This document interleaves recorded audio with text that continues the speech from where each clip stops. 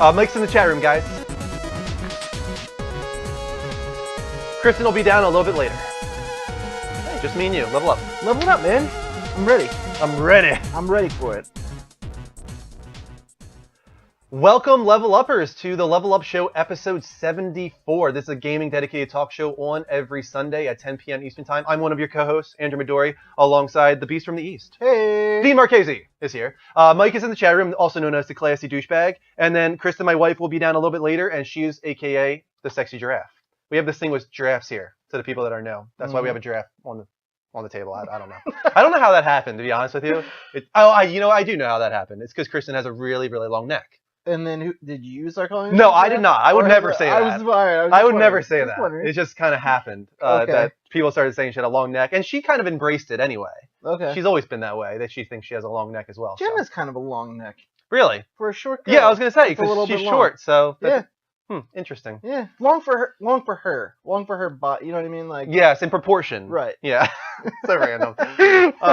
Guys, if you don't know, we're on every Sunday. We talk all the biggest gaming industry news. We have topic of the week, open world versus more linear type games, and then our wild game tonight will feed off of that, and we'll talk about The Witcher 3 Wild Hunt. Huge release on this Tuesday. Actually, tomorrow. For people that pre-order on PlayStation, I think they get to play it at 8 p.m. Eastern Time, which is awesome. I'm really happy about that. Yeah, that's really early, I feel Yeah, like. and it was also surprising. I just pre-ordered it today, The Witcher 3, really? and it was actually $7 off. Nice. On PlayStation. Yeah, I saw Store. that there was a flash sale weekend. That was one of the Yeah, it's still going right now. If you pre-order the game on PlayStation Store, for some reason they're just giving you a free $7 off the game. It's $53 instead of $60, so that's pretty cool. And you get to play it earlier than most people too. So check that out, guys. If you're still on the fence about The Witcher, we're going to convince you later on anyway when we do Wild Game. There's no way you're coming out of the show tonight not wanting The Witcher. Yeah, it's just going to happen. There was a weird thing. It really crept up on me. Like it was always something like I thought about, and then the closer and closer it got, I was like, I'm going to pre-order this. Yeah, I mean. When I was putting together the things tonight, I can't believe this freaking game. Like, how many people are working on this? I don't know. Maybe Mike knows. He did some research today because the game is absolutely massive, and it's going to be a really tough wild game to conquer or tackle, I should say, because of how much content is in there. We're going to do our best to just get you guys hyped up, but we're definitely not going to cover every little facet of The Witcher 3 Wild Hunt because there's just so much to it. Guys, if you don't know, you can follow us right now. It's very easy to do. We're live from PlayStation, and if you hit the heart button that's right there in the bottom left-hand corner of the screen, your name will pop up. We'll shout you out. We already got 12 follows tonight, and I'll read them off right now because we really appreciate those. Thank you to Sky Fox, Bobby Stoker, Gaming Gestures, Ravo Flavin, Deadly Daisies, Kyle Masters, Park Knight, Hot Girl Gamer for Reals, Rechain, Nate 42007, Carter Firewolf, Alexis Hartfelt, Ziggy Kitty, Big Bubble, and Guitar Freak. A lot of follows for so early. The Guitar Freak who already followed? Yeah, he's just refollowing, I guess. Right, cool. I don't know. Thanks, sometimes man. we get that. I don't. Maybe they just want their name to pop up on screen because sometimes it works if you unfollow us and then refollow us. Oh, okay. Sometimes your name will pop up, but not usually. To be honest with you, another follow there. Sorry, I missed that. Who was it? It was. We're about to find out. Mike Indus. And also, I'm a boss. You are a boss, man, for following our show. You're awesome. So keep those coming, guys. The follows throughout the night. I will shout you out, of course. We're also on Twitter. We're on YouTube, where you can subscribe and check out archives of the last year and a half. We've been doing this for 74 episodes now. It's all there on our YouTube. We also have a t-shirt shop at the levelupshow.spreadshirt.com. And finally, Patreon is the best way to support our network. You can donate there and get rewards in return. Thank you to JV Tech for another Twitch Hearts. We're getting so many Twitch Hearts tonight. It's awesome. You guys are great. Let's get into the only non-gaming portion of the show. This is called the Level Up Show Has No Game. It is 3 non-gaming topics, 2 minutes each. We do not want to tempt the Twitch gods. So let's get started. First up,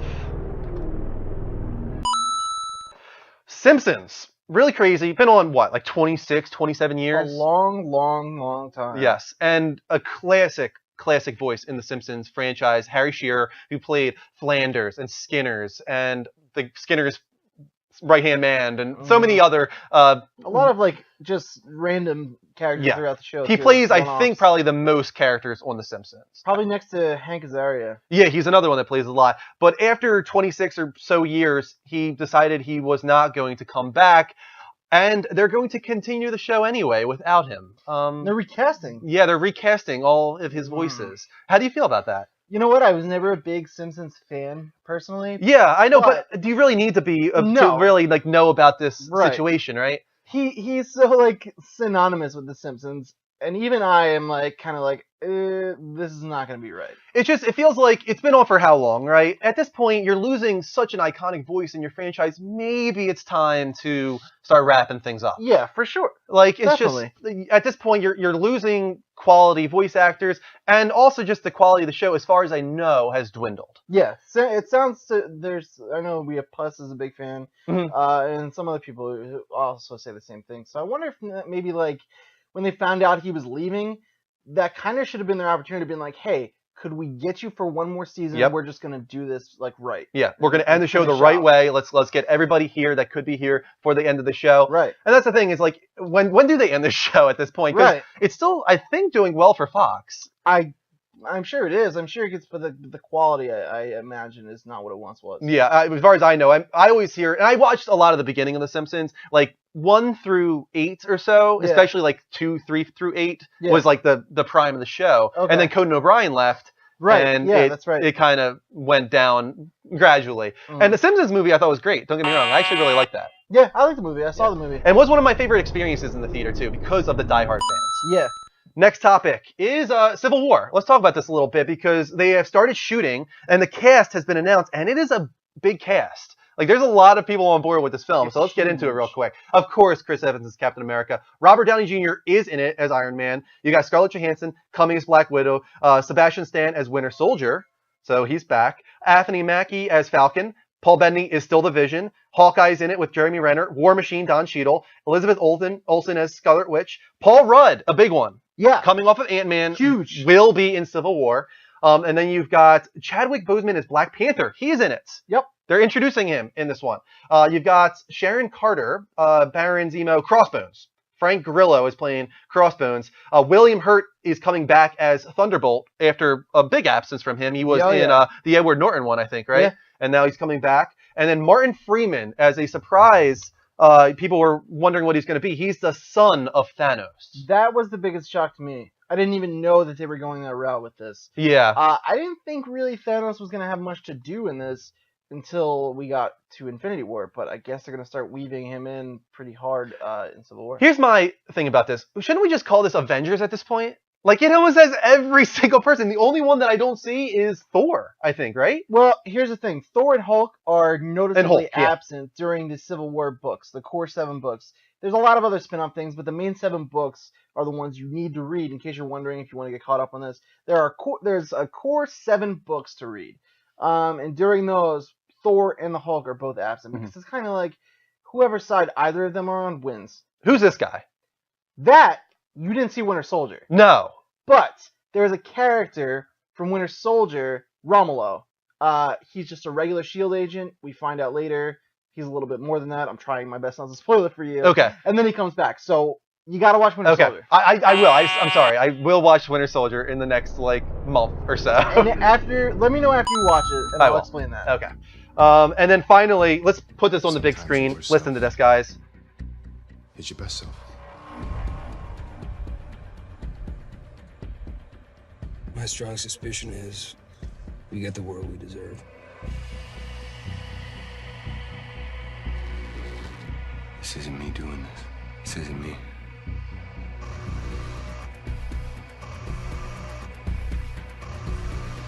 This girl's gone missing. Nobody cares. The interior's poisoned, and suddenly worth billions. Nobody cares.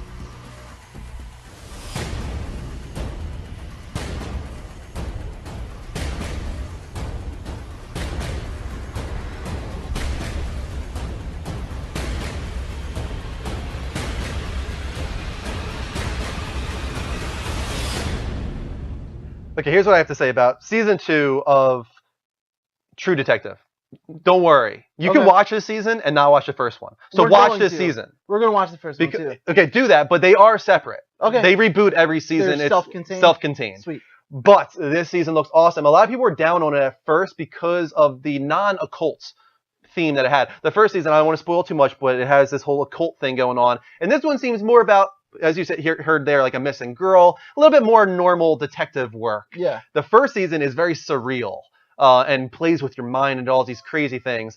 And it also has an amazing cast in Matthew McConaughey and and Woody Harrelson. So see the first season, but I'm really pleased with what I'm seeing so far because Vince Vaughn, first of all, he hasn't been in a serious role in a really long time. Seems like a very different role for Vince Vaughn. He's the villain, as far as I hear. Oh, really? Yeah, and he looks like he's actually pulling it off. And then Rachel McAdams is really pulling off that, like, hardened cop, too. Also a very different role for her. Yeah. When does this air now, season 2? I think this is June. June? Yeah. Okay. So after Game of Thrones. Yeah. Yeah, you have the time. And like I said, it's a short first season. I don't know about the second season, how short that's going to be, but definitely watch it. It's one of the best new shows that's coming around. I know Mike is crazy about it. Mm-hmm. I think that it doesn't end like perfectly, but like the first 7 episodes are just like magnificent. Okay, cool. We got our final member for the night. Because I have another one here. I have 2 Gatorades. Those are huge. Do you drink all those in one night? I drink a lot of Gatorade. No, you drink a lot of soda. That too. Yeah. Hi. I'm just an unhealthy person in general, basically. But you seem like you must burn a lot of energy. You're really tall and very lean. I guess I still have a decently high metabolism. Yeah. It's slowed down considerably. Let me just tell you something. When I was a swimmer back in high school, I was about this height. You're a swimmer? Yeah. That's funny. You have a swimmer's body. Yeah, I do. Have Well, a swimmer's body. I was a lot thinner, actually. Really? Yes. Okay, you want to hear how thin I was? Could people see you? I was 140 pounds way. at this height. Wow, Yeah. dude. That's insane. I was the lankiest person you'd ever seen. Like, that's insane. yeah, I was basically, what's it, Octodad is basically what I was. It was bad. I was just upstairs shoving year-old wedding cake in my face. Yeah. Year-old wedding cake? Yesterday was our anniversary, so you know you freeze. Happy anniversary. Thank you.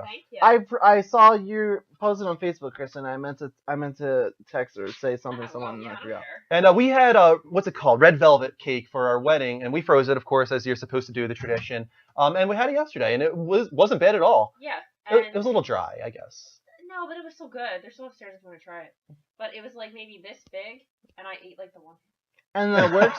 You ate like the one half. And you freeze it, and it's totally fine. Yeah, the icing especially, which was that what's that called? Butter something icing. It was still perfect. Like the icing was exactly the same as it was a year ago. The actual cake itself was a little bit drier, but still good. Yeah, still good. Yeah. That's crazy. Enough that I would shove it in my mouth. Yeah. Definitely. Yeah. So what's the tradition is you eat your wedding cake on your first anniversary or every anniversary? No, just the first. Right? Yeah, we're I think freeze there's it got to every be a year. time where that There you doesn't go. play. No, it's the top layer of your wedding cake that they save for you. Okay. Cool. And I was trying to dig into the top and and cut it. And I was like, oh, there's a layer of chocolate on the top. Yes. It wasn't chocolate, it was cardboard. And as I'm trying to cut the cake, it's like squashing out. I'm like, what? Because she thought she could cut through the chocolate. Right. The chocolate. But it wasn't chocolate.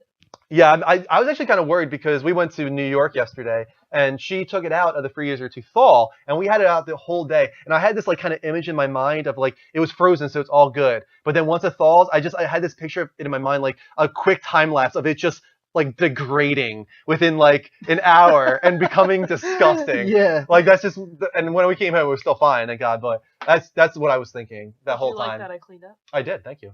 That looks nice. Thank you for cleaning. Spick and span. There was just like a lot of crap back here I cleaned. There I was. just threw it all away. Organized a lot of stuff too, like the my nerd office blocks. is really clean. Yeah, she cleaned up the office quite a while ago, actually. And today I literally cleaned and organized the whole house and all the closets. Nice. Yeah. Go for you. You go. You go. And then girl. I ended up pulling weeds and picking up leaves. Yeah, this was supposed to be our relaxing day, but instead it was not at all.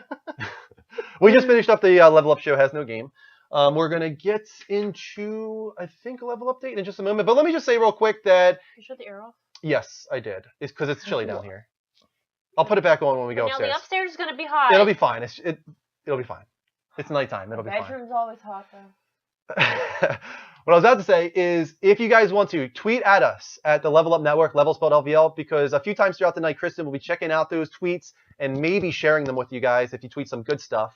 Gaming related stuff is the best, especially if you can organize some comedy into it at the same time. Oh, you want to show that off? Yeah, sure. This is kind of an anniversary gift that I got. Is that cake on my shirt? Yup, there's some icing. Oh, that's attractive. It's called an Origami Owl. Origami owl. And there's a bunch of things. There's a paw print, There's charms in there, yeah. a starfish, a heart, blue stuff, a K. That's what's cool about it. It's completely customizable. You go on the site, you can choose like the locket itself and how big you want it to be, what shape you want it to be, the lid that you want to put on it. I got like a Swarovski one, and then you can choose all these like hundreds and hundreds of charms. That's awesome. Whatever you want to put in there, you can, and you can just buy as many as you want, and then just switch them out, and it's a very cool idea. And it comes in a Chinese container. Yeah, like Chinese food because it's Origami Al. I thought it came like packaged really cool, and I thought just the service in general I thought was a really cool idea. Yeah, that's really cool. For anniversary gifts, keep it in mind. Yeah, it's a nice Joe's gift. sister sells Origami Al. She has around 15 people that sell for her. That's cool.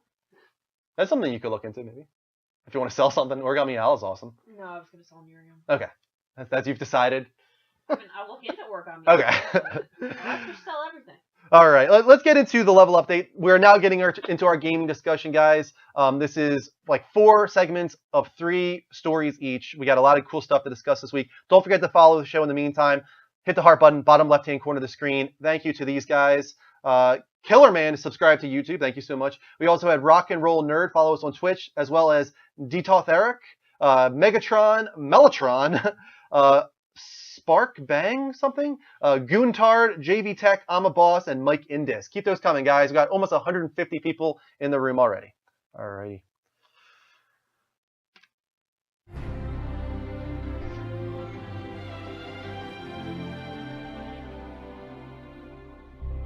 Thank you, Gabriel, for the follow. So first up, Kickstarter, man. There's just so many games being Kickstarted recently. I think a lot of these developers are realizing it's a great way to get a game going that you probably wouldn't have been funded before. This one's called Bloodstained, A Ritual of the Nights. And in just, I think it was 3 hours and 36 minutes, it was funded at $500,000.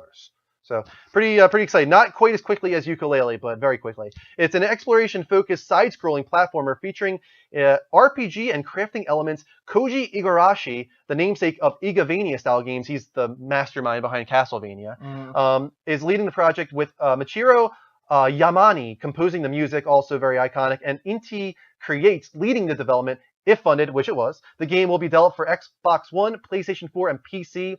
For first time on Kickstarter, backers will have the option to receive actual PS4, Xbox One, and PC retail discs. This was their Kickstarter video. Has no actual gameplay footage. Everything was conceptual for now. That is Igarashi there. And this is just a very kind of comical Kickstarter video in general. Like I'm trying to think of the guys that did it.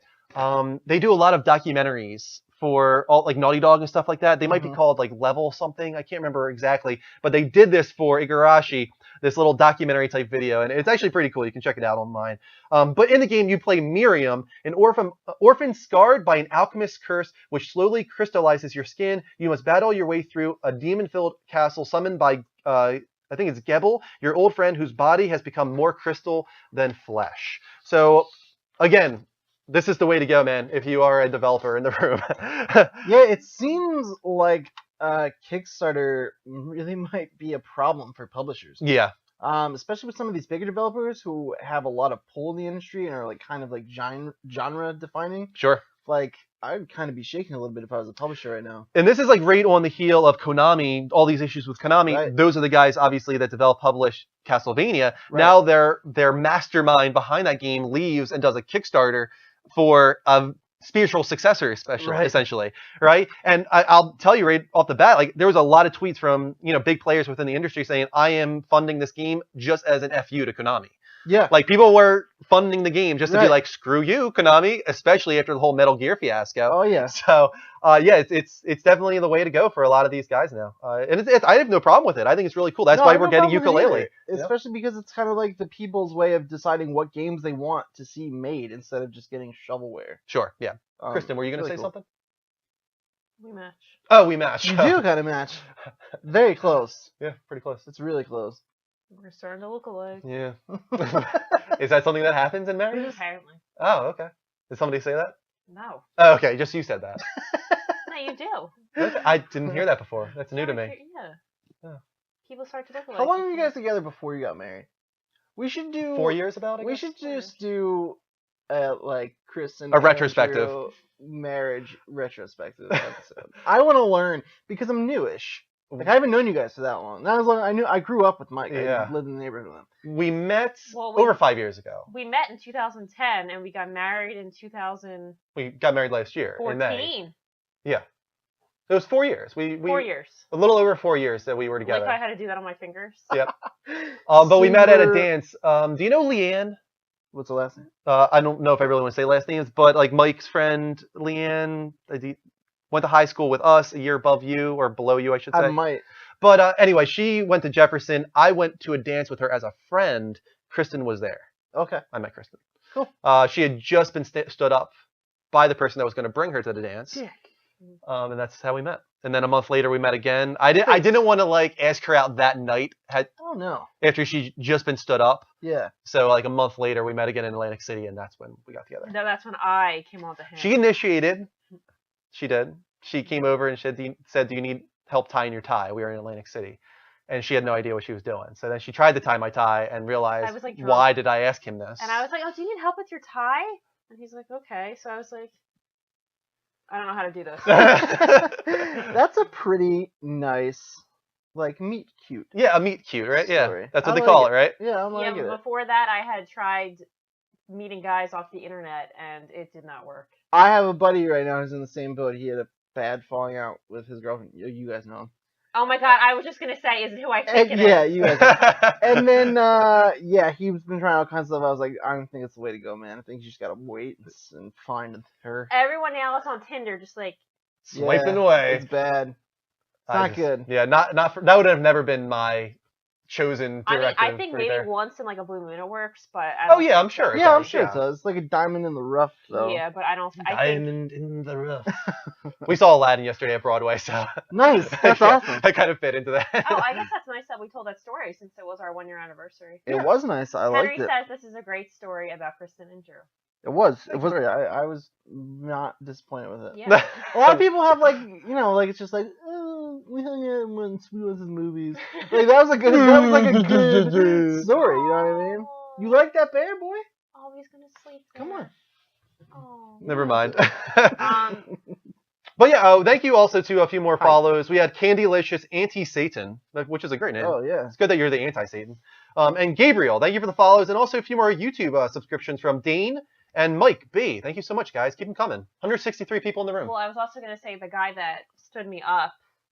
Do you wind up in prison? I hope he did. No, but he said that it was like a very weird relationship. Like we only hung out in his room, Mm. and he said he was blacklisted for like a bomb threat. Wow. Did you ever tell me this? I think so. That's not a good sign. And he was always like paranoid that whenever we were out, he would like pull over because he would think people were like following us. Wow. I think no matter what, I was pretty easy follow up on that guy. He was a musician. I was in a win-win situation he was a there. musician, and Okay, he never won mind. my heart because he wrote songs. I and, can't play music, so. So that's why I put up with the weirdness. But one more story, real quick. Uh-huh. He didn't come to the dance with me because he couldn't afford the train ride. He was older than me too, and he couldn't afford a train ride. The $6 trainer? Yeah, so then he said, I'm not coming. He's like, I don't think I can be in a relationship. And I was like, I'm supposed to go to dance with you in like 12 hours. So then I was like, oh crap. And I wasn't even going to go, but the gods intervened and I went and I hadn't slept and my eyes were like this. And I looked terrible. My hair was all greasy. And I didn't feel like showering, so I just went because I already paid for the ticket. And I still thought you looked. And my husband was there when I least expected it. Life is weird. High five. And the first conversation we had was about how the opposite gender sucks. Yeah. Totally. Anyway, that's our anniversary story. Totes my goats. I liked it. Dean, why don't you carry on, man, with the second story of the night? Oh yeah. Oh yeah, and it's a big one. It is a big one. It's a doozy. I'm actually very excited for it. Assassin's Creed Syndicate has been revealed. October 23rd on PlayStation 4, Xbox One, autumn 2015 for you PC peeps out there. Whatever that means. Yeah, I guess. I guess it means this year, so. I guess so it's maybe November. Just a little later, I guess, yeah. Set within London in 1868 during the Industrial Revolution. The story follows twins Jacob and how would you pronounce this? Evie or Evi? Let's see here. I would pronounce that Evie. Evie Fry, as they navigate the corridors of organized crime during the Victorian era. Weird. I'm not gonna make the joke. Everyone thinks I'm gonna make. Leave my armpits. All right. Nobody what? can even see your armpits. That's what I'm concerned about. That's Where am I? you. And fight against the established order controlled by the Templars. Quote, this game will be single player, said Guillemot, which is music to my ears, personally. Asked to clarify his comments, he added, quote, you don't have a multiplayer mode on this iteration because we want to spend all our time on making sure the single player is excellent and it's coming along extremely well, end quote. Boom, boom. I love that, dude. I think they're really trying to learn from their mistakes from that, the kind of botch. No, that's definitely a turn on for me. It's the single player only nature of it. Just because if I were to play Assassin's Creed game, I would never even think to play the multiplayer. So that's just that makes no sense to me. Like, just focus entirely on single player, make it the best experience possible.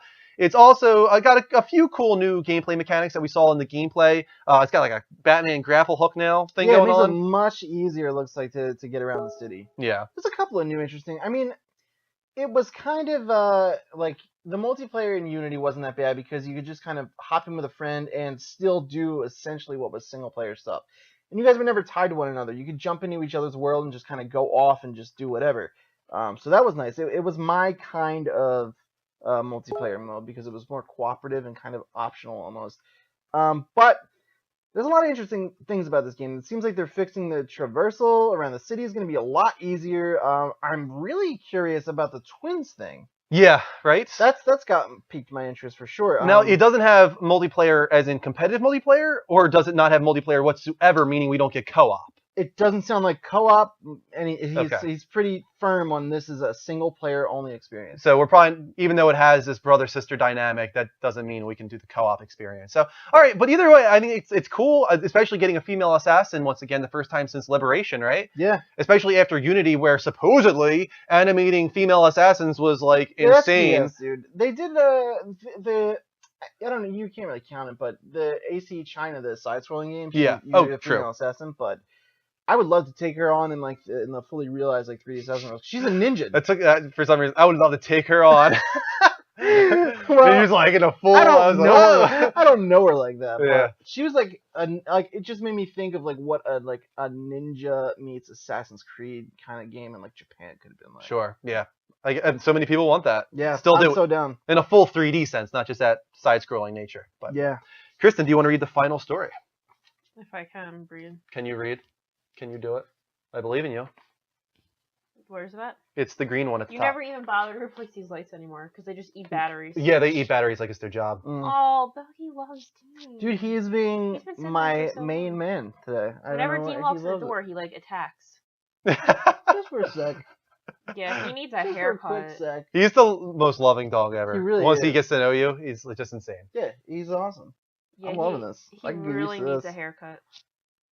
But he looks cute with all the you know. Yeah, but it's summertime. We're close to summertime. Yeah. We got to get him cut. Yeah, next time you see Bogey, he's probably gonna have no hair. Nudie Bogey. He'll look pink because he'll have no hair. He's looking you in the eye. Yeah. He's feeling that connection. We're really experiencing something right now. Something is happening here. Falling in love. Go ahead. Ratchet and Clank movie. Wait, nope. That one. Oh. Nope. More The Walking Dead from Telltale this year, but not Season 3.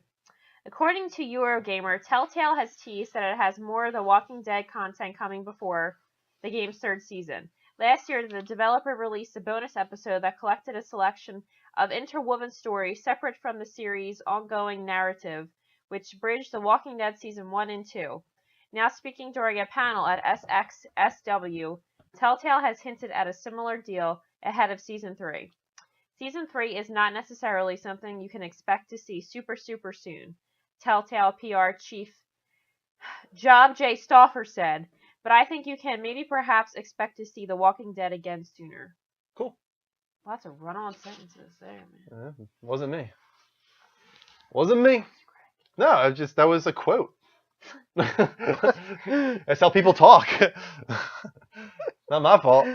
But yeah, we're not going to get The Walking Dead Season 3 this year, but we'll probably get a 400 Days-esque DLC. Did you play 400 Days? I did. It came on my Walking Dead disc. What did you think of it? I liked it. It was kind of weird.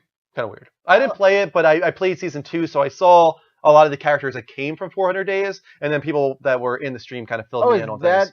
Is that like a connecting piece? I didn't realize that. Yeah, there were characters from 400 Days in Season 2. Okay. I have Season 2, I just haven't played it. Yeah. But it was okay. It was weird. It was much like mini missions, and it was kind of like Pulp Fiction, sort of, where like all these different switch branching perspectives a lot. It's weird. There's like kind of like a cork board, and you click a picture, and then you go to that person's story, and then so on. It carries on that way. Interesting. Okay.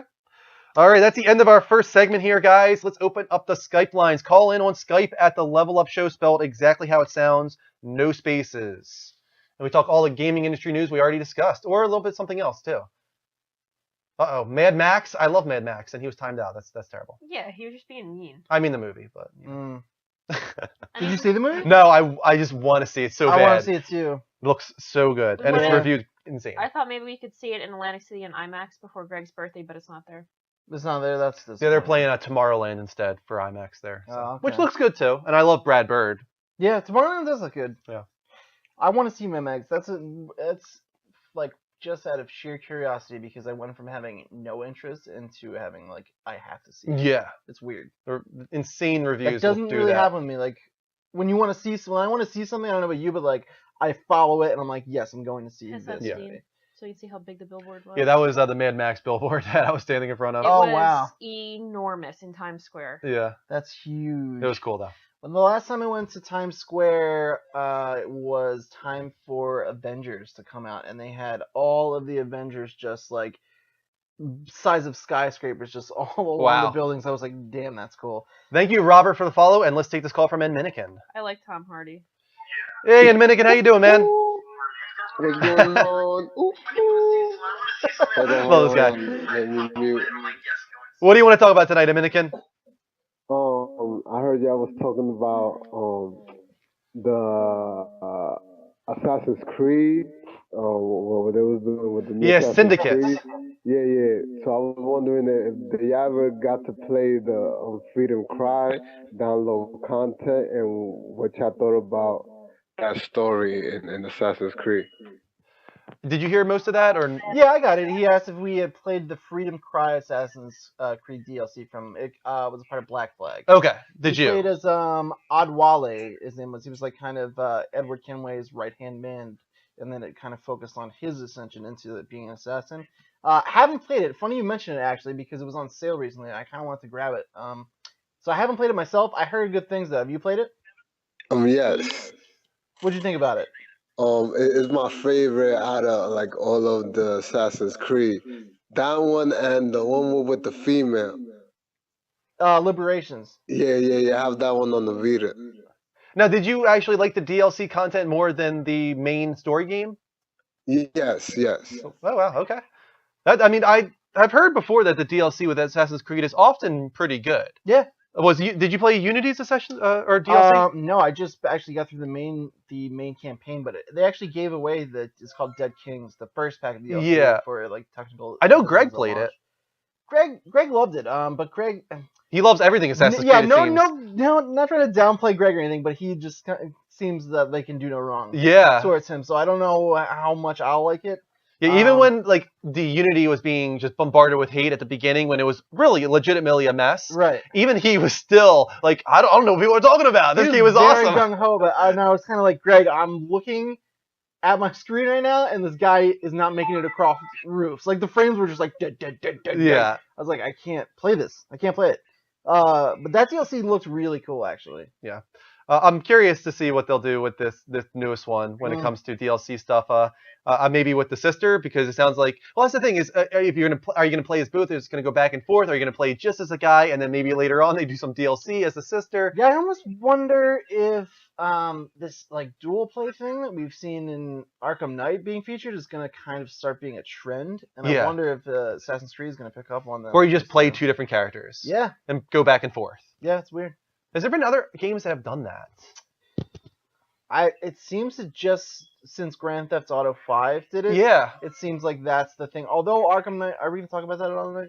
Otherwise, I won't bring it up. What about Arkham Knight? That they had featured a trailer on the dual play, and they went in depth on it. I didn't have it in here, so yeah, go ahead and talk about that. Okay, well, it is a thing where the other person is just AI, and instead of doing like a finishing move, you just kind of switch over to Nightwing. Your combo stays where it is, and you can pick up and like if you built up your combo fast enough as Batman to like do a finishing move, you can switch over to Nightwing. AI will take over as Batman, and you can go right into your like super move. Wow. As Nightwing, it just carries over from character to character. I didn't watch that, so that sounds awesome. I posted it in the chat, but I'll shoot it to you again. That sounds really cool. It's very cool. Also, I just wanted to comment real quick on Mike saying David Hayter will voice in Bloodstained. Yes, that is one of the Kickstarter goals. Nice. And once again, seems like an FU to Konami. Yeah, for sure. It's like, oh, you know what? You're going to get rid of David Hayter at Metal Gear? We'll take him instead. Yeah. You know, like it definitely seems like they're giving a big, big screw you. And Minikin, man, thank you so much for calling in. Yes. All right, no doubt, man. Level up. Level up. Level up, dude. Yeah. Oh, sorry, I cut him off at the very last second. And Minikin, you're awesome, man. Thanks for calling in. Let us move on, I guess, to the next part of the level updates. What is next? I can't even see my mouse right now. Where is it? There it is. All right, what do we got? Oh, this is a real short story, but I thought it was kind of amusing. Travis, call back on the next Skype segment, man. So, Metal Gear Solid 5, there's this character called Quiet. And there's a lot of controversy surrounding this character because, as you can see, her design is very, very sexual in nature. Yeah. And it seems needlessly so, especially considering she's a sniper. So, why then is the sniper dressed this way is the question. And supposedly Kojima says that he has this whole big idea behind why she's dressed this way, and then we're going to feel so bad for ever doubting him, and it's going to be very integral to the storyline and all this kind of stuff. But now the figurine has come out. Right.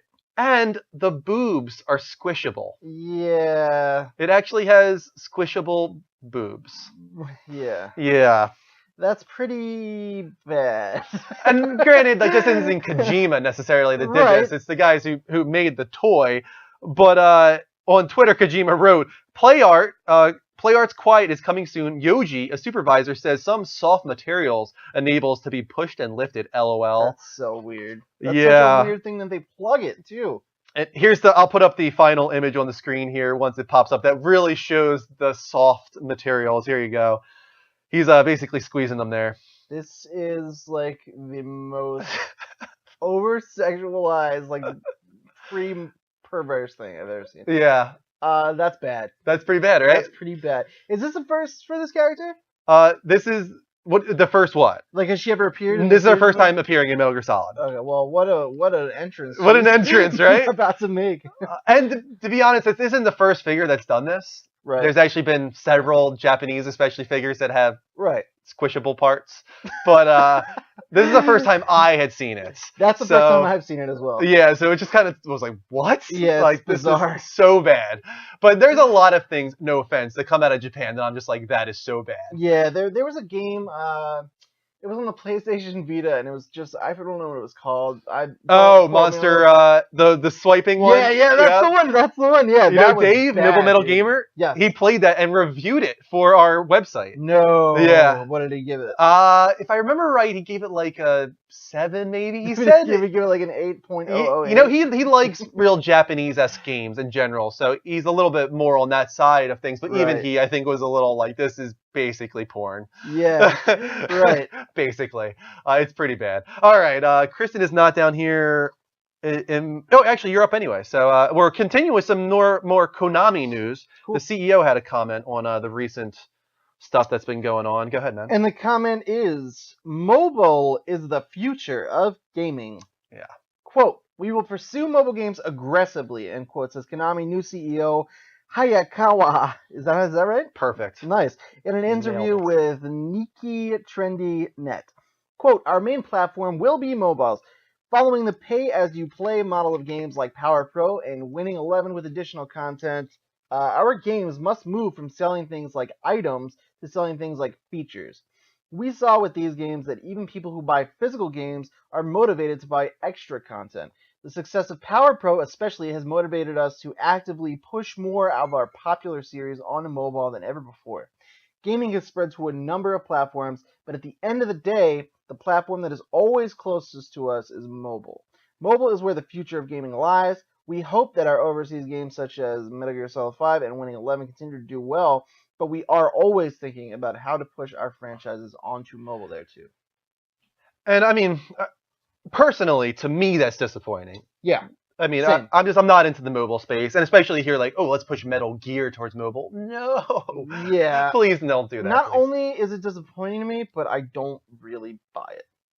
You don't buy that they're going to do that? I don't buy that. Maybe Konami will. Yeah. That's whatever they're gonna. It's working well for them, supposedly. Yeah. Who the hell knows what Konami's gonna do? Oh, what happened? Please hit me up. Take it away. Alrighty then, guys, you are in for a treat tonight. I was gonna do that. Yep. I do it. The last time I'm ever gonna wear it. And then what are you gonna do with it? I have to get it preserved. Oh, and like gelatin? In something that makes it not Cryogenically frozen? Mm. Okay. What? Don't I look beautiful? You look absolutely beautiful. You look Just beautiful. as beautiful as the day. No, my face is not this pretty today. But... All right, do you want to? You went all out. You even did. You really did go all everything. out. Take long. All it does is zip. But the hair, like everything. No, I just. I was wondering what happened to you. Ba bum ba da. Ba ba ba da. Ba ba ba da. Is that right? That's the wedding theme, yeah, right? Here Comes the Bride. Da, That's da, it. da. Yeah, that's it. It's hard because Da, da, you can't see da. my. You can't get body. the full spiel. Oh God, I forgot how hard it is to sit. I'm a bride. Yesterday was our anniversary. If you are completely confused Our right now. 1 year anniversary. Oh You can't see how man. pretty it is. I mean, This was Kristen's wedding dress. yeah, it's underselling it. The Dean, you panel's never blocking saw you. it. Isn't it beautiful? Only in photos on Facebook. Look at the back. I live my life through you guys on Facebook. It's a nice dress. Oh, yeah, I love it. It's a beautiful Look how dress. pretty it is. Very classy. Very classy, Aw. yeah. She's an angel. Oh my Look, god. it froze. It froze. Oh, it's been frozen probably. I need to fix that. Sometimes it does this where it freezes and I have to refresh the Have the you ever camera. seen a bride who was talking video games? So is this the entire night for you now? Are you gonna stay in the dress? That could be tough. Why? It's not that hard. Okay. Well, are you ready to read your story in the wedding dress? Oh, Henry said beautiful. Oh. Here you go. You are talking about Ratchet and Clank.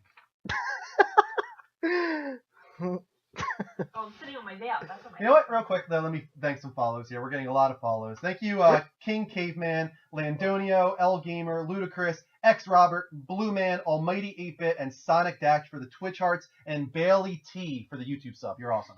Ah, my eyes. Potty Scotty says, "Kiss her, Drew." Okay. The last Are time- you okay with this? The last time I'm in my wedding gown. I mean, you're married.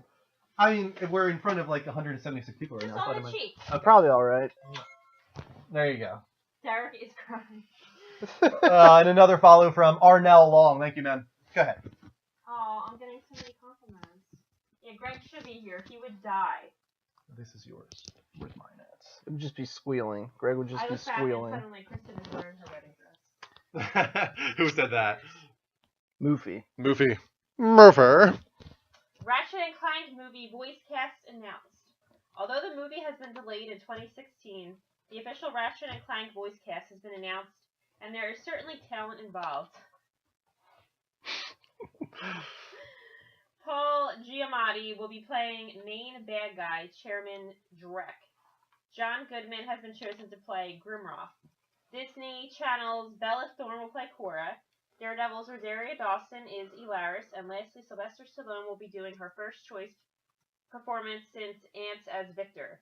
In other Ratchet and Clank news, the game also has been delayed into 2016. Bum bum It will bum. It's a supposedly bummer. Yeah. be a retelling of the first game, now on PS4, and with many direct connections to the movie. Yeah, that's really disappointing. I was really hoping that was going to be one of their holiday games. Yeah, go get changed. Look nice. Are you serious? Ugh, ugh. What am I going to dress in? Go put on what you had on yesterday, My suits? and we'll look like a bride and a groom. Oh, with a barefoot bride. Oh, man. I'm really happy that you followed through with this.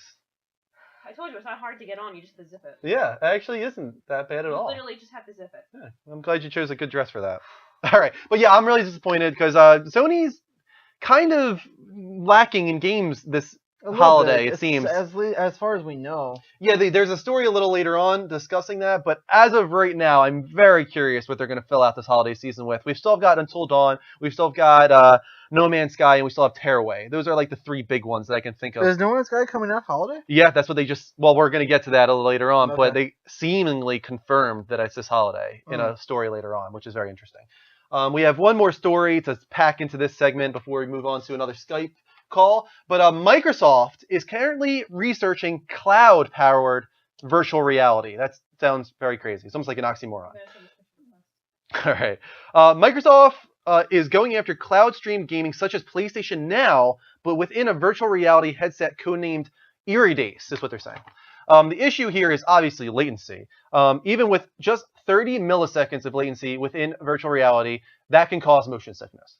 So much to the point where 120 milliseconds of latency, which is what you would get with network, streaming cloud virtual reality, you wouldn't find a person that probably wouldn't throw up at that point. That's a lot of latency for virtual reality. So they needed to fix this, and supposedly to counter it, they're working on what's called speculative execution technology that will literally calculate the future. It will calculate future frames of the game and then transmit it to your headset before it can get there. That's insane. To try and make up for that 90 milliseconds of latency. Sounds unbelievable to me. Yeah, I don't know. I'll believe it when I see it. It's just like, it makes no sense. If you're going to go after virtual reality, like, why not just go after it the normal way? Like, right. Do we really need cloud-powered virtual reality? Yeah, I feel like you need to nail just getting the virtual reality right before you try to improve. Is there any way you can put that on? What on? This on? It's not that hard. Okay, I don't want you to. There you go. Okay, we're good. But yeah, exactly. Like, let's nail virtual reality first before we move on to cloud streaming it. Right. I think that is probably the way to go. I agree. Yeah, Microsoft in general, it just seems to kind of go a little too far. I feel like they're getting kind of desperate at this point. It's even Kinect was kind of a little too far. They didn't nail it with the first one whatsoever, and even the second one, they didn't really build it to what it needed to be for games. And now this idea, or even HoloLens, it's like everyone else is going after virtual reality, and they're going after this augmented reality that just is so like way into the future. Like, I don't see it coming anytime soon. No, I don't know how it's going to work out, man. It's Microsoft seems like they're just trying to be throwing the darts. Yeah, and seeing what sticks at this point. Yeah. Especially because they just haven't. They are still kind of recovering from the whole bad press of the original Xbox One. Yeah. And they've done a decent job of making the best of things. It's definitely not a failure of a console by any means. It's selling kind of on par with Xbox 360 so far. But it's just that PlayStation 4 is doing so well. Bogeyman, come here. And they keep saying the right things, which is making Xbox look worse than they actually are. I'm just waiting for PlayStation to make that mistake, right?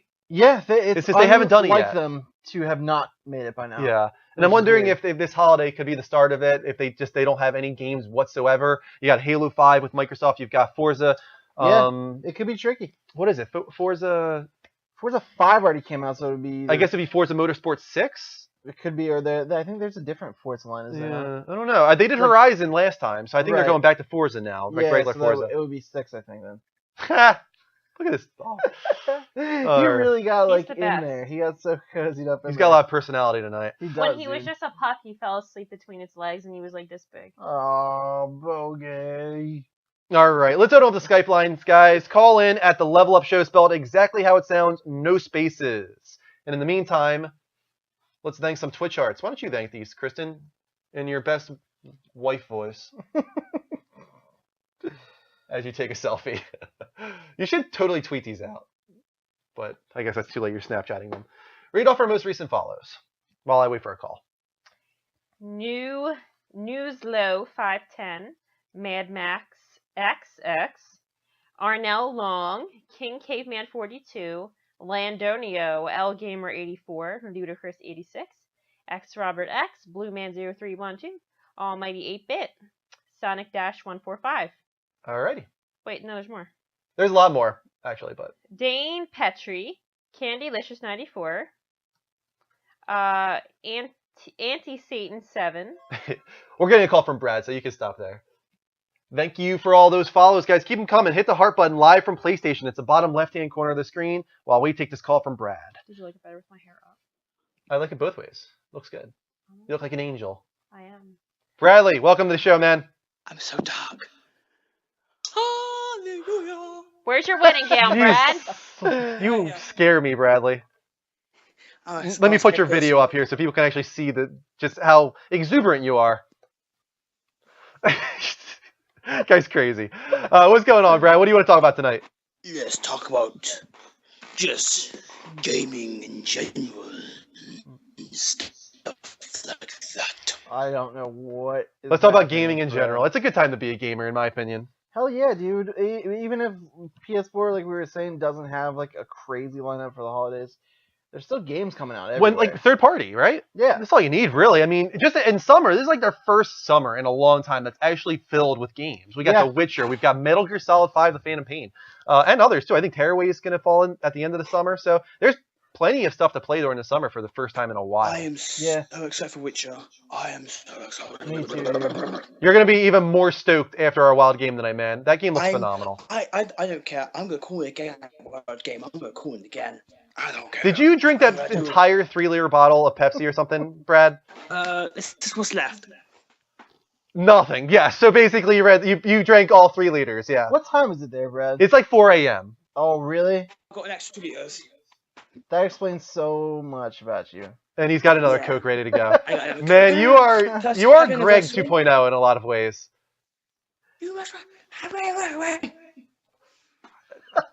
I don't know. Thanks for calling in, Brad. Oh, thank you so much, man. Level up. Kristen, you look. Oh my god. You look. Oh my god. You look. Oh my god. If Drew wasn't there, I'll go straight ahead and be mine. See you later, man. Level up. Level up. I wore my hair. He's insane. He's absolutely insane. I wore my hair up for the wedding, and I think I'm glad I did. Oh, you now that you see it.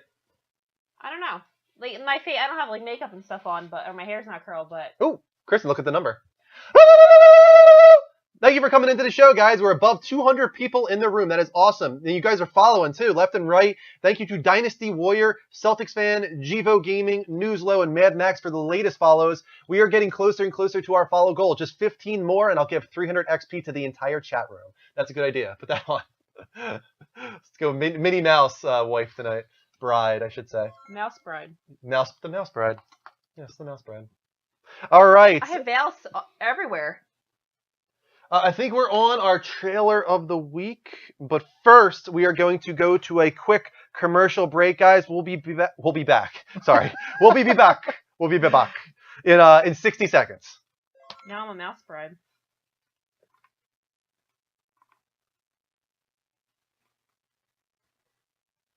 Some people do not like a wedding dress. Really? I think they're trolls. Don't listen to them. Yeah.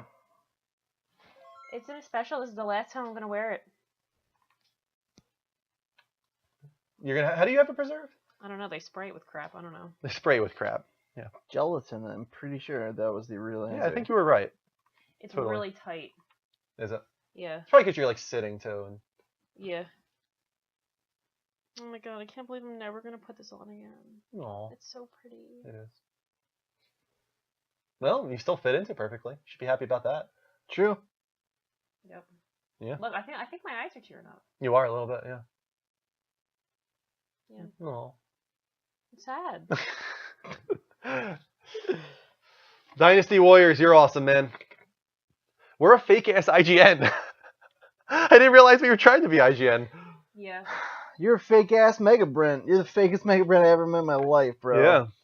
Can I walk around again? Yeah, totally. Hold this for a second. Actually, wait until we come back. Once I announce we're back, I want you to walk around again. I just want to look at it again. Oh god. Welcome back, Level Uppers, to the Level Up Show, episode 74. This is a gaming dedicated talk show on every Sunday at 10 o'clock p.m. Eastern Time. Thank you, Tempest. We talk all the biggest gaming industry news. You can follow us right now on Twitch at twitch.tv/The Level Up Show, or follow us live from PlayStation. Hit the heart button, bottom left-hand corner of the screen. Follow us on Twitter. Subscribe on YouTube for archives from the last year and a half. Check out our t-shirt shop. And lastly, the best way to support the network is Patreon at patreon.com/The Level Up Network. Donate and get rewards. Also, check out my wife. This is our 1-year anniversary. She's wearing her wedding dress. So sad that I can never wear it again. Oh my god, it just flows like a cloud. Like, look. Go back into prayer position. I think that was glorious. Prayer position? Prayer. Oh. Oh. With your mini ears on. Oh man. I'm sorry. I just look at the back. Oh my god! And I think it's still bustled. It is still bustled, yeah. Oh my Why god. wouldn't it be? So it's not even like unbustled. Yeah. For like the full thing. It's even prettier than I think. I feel like this is like Friends, like Monica wearing the wedding dress. and, Yeah. like, walking around like, oh my god. Sorry, I'm taking over the show. Hi. Aw, Life Media is awesome. He said you guys are better than IGN. You're better than IGN too, Life Media. Viciously Toxic said the same. Hi, Yeah. sweet boy. You know what? We love IGN actually. I do love IGN. Yeah, as much flack as IGN gets, I think that they deliver a lot of really good content. Stampy Hush. Kristen, Yeah. you are crazy. I'm not one of those people. I don't care. Like, I like IGN. Yeah. I like Greg Miller. I like all those people. Yeah, I do think they were hit pretty hard by, Oh, yeah, Greg and for Colin sure. meeting. They were just great personalities for the channel. But let's talk about that. Kind of Funny is doing really great right now. Yeah, they're doing a lot of cool stuff. Yeah. They got their own app now on mobile. They just did Kind of Funny Live. They're doing an animated show. Just awesome stuff for those guys. They're doing great. Just cool. Very encouraging for us too. Very inspirational for us. Yeah, Those I love guys. it, dude. I They love never it. had a girl in a wedding dress. No, I bet No, they they didn't. didn't.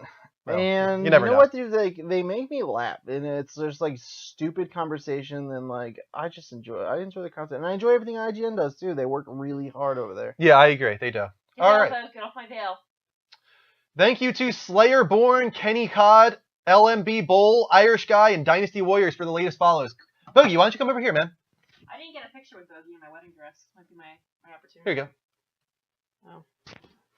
All right, let's go to the trailer of the week. This is a big one. It's long, but it's totally worth watching, guys. This is one of my favorite cinematic trailers in quite a while. So check it out. I think you'll really enjoy it. Oh, my boy. Here you go. Oh, that was so smooth. Wolves asleep amidst the trees, bats all a-swaying in the breeze. But one soul lies anxious, wide awake,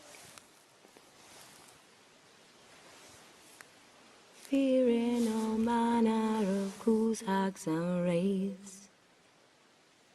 Nice tune. Been a while Kinda since sounds like I David heard it Hayter. last.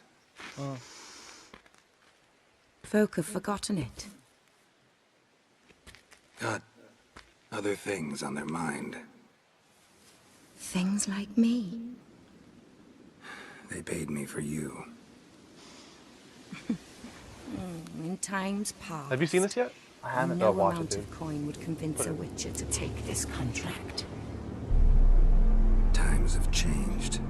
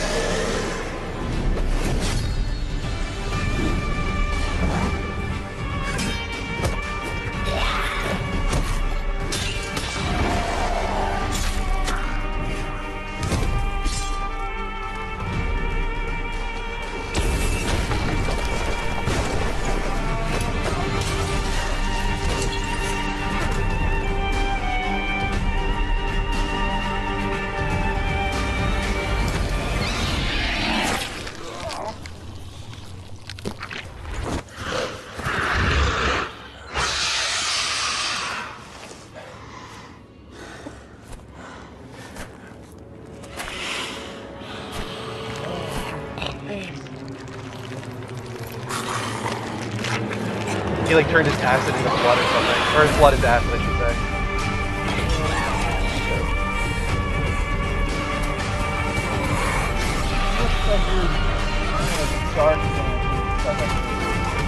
Oh yeah, it's got a lot of alchemy and arcana.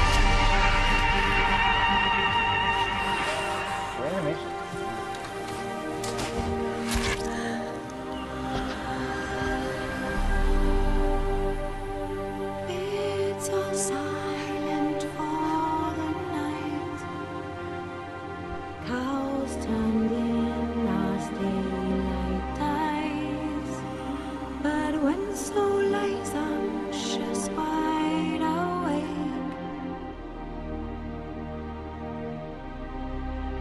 for the Witcher, brave and bold, paid in coin of gold. He'll chop and slice you gut and dice. Yeah, she's like a vampire witch something or other, because she's also burning in the sunlight. Eat you whole. May 19th!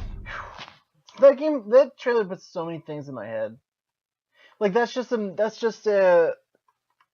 something that might happen, like on your way to a quest. Yes, You know what I mean? exactly. Like that's just something that happened in his journey, and then it's like he's like, damn, that was weird, and then like he just picks up and like on to what he was doing. On to the next thing. Yeah, like it's so crazy. Almost died last night. So crazy. Pause.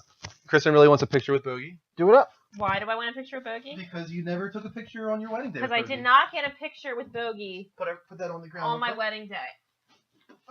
Here you go. Come here, handsome boy. Stay with mommy. This is so random.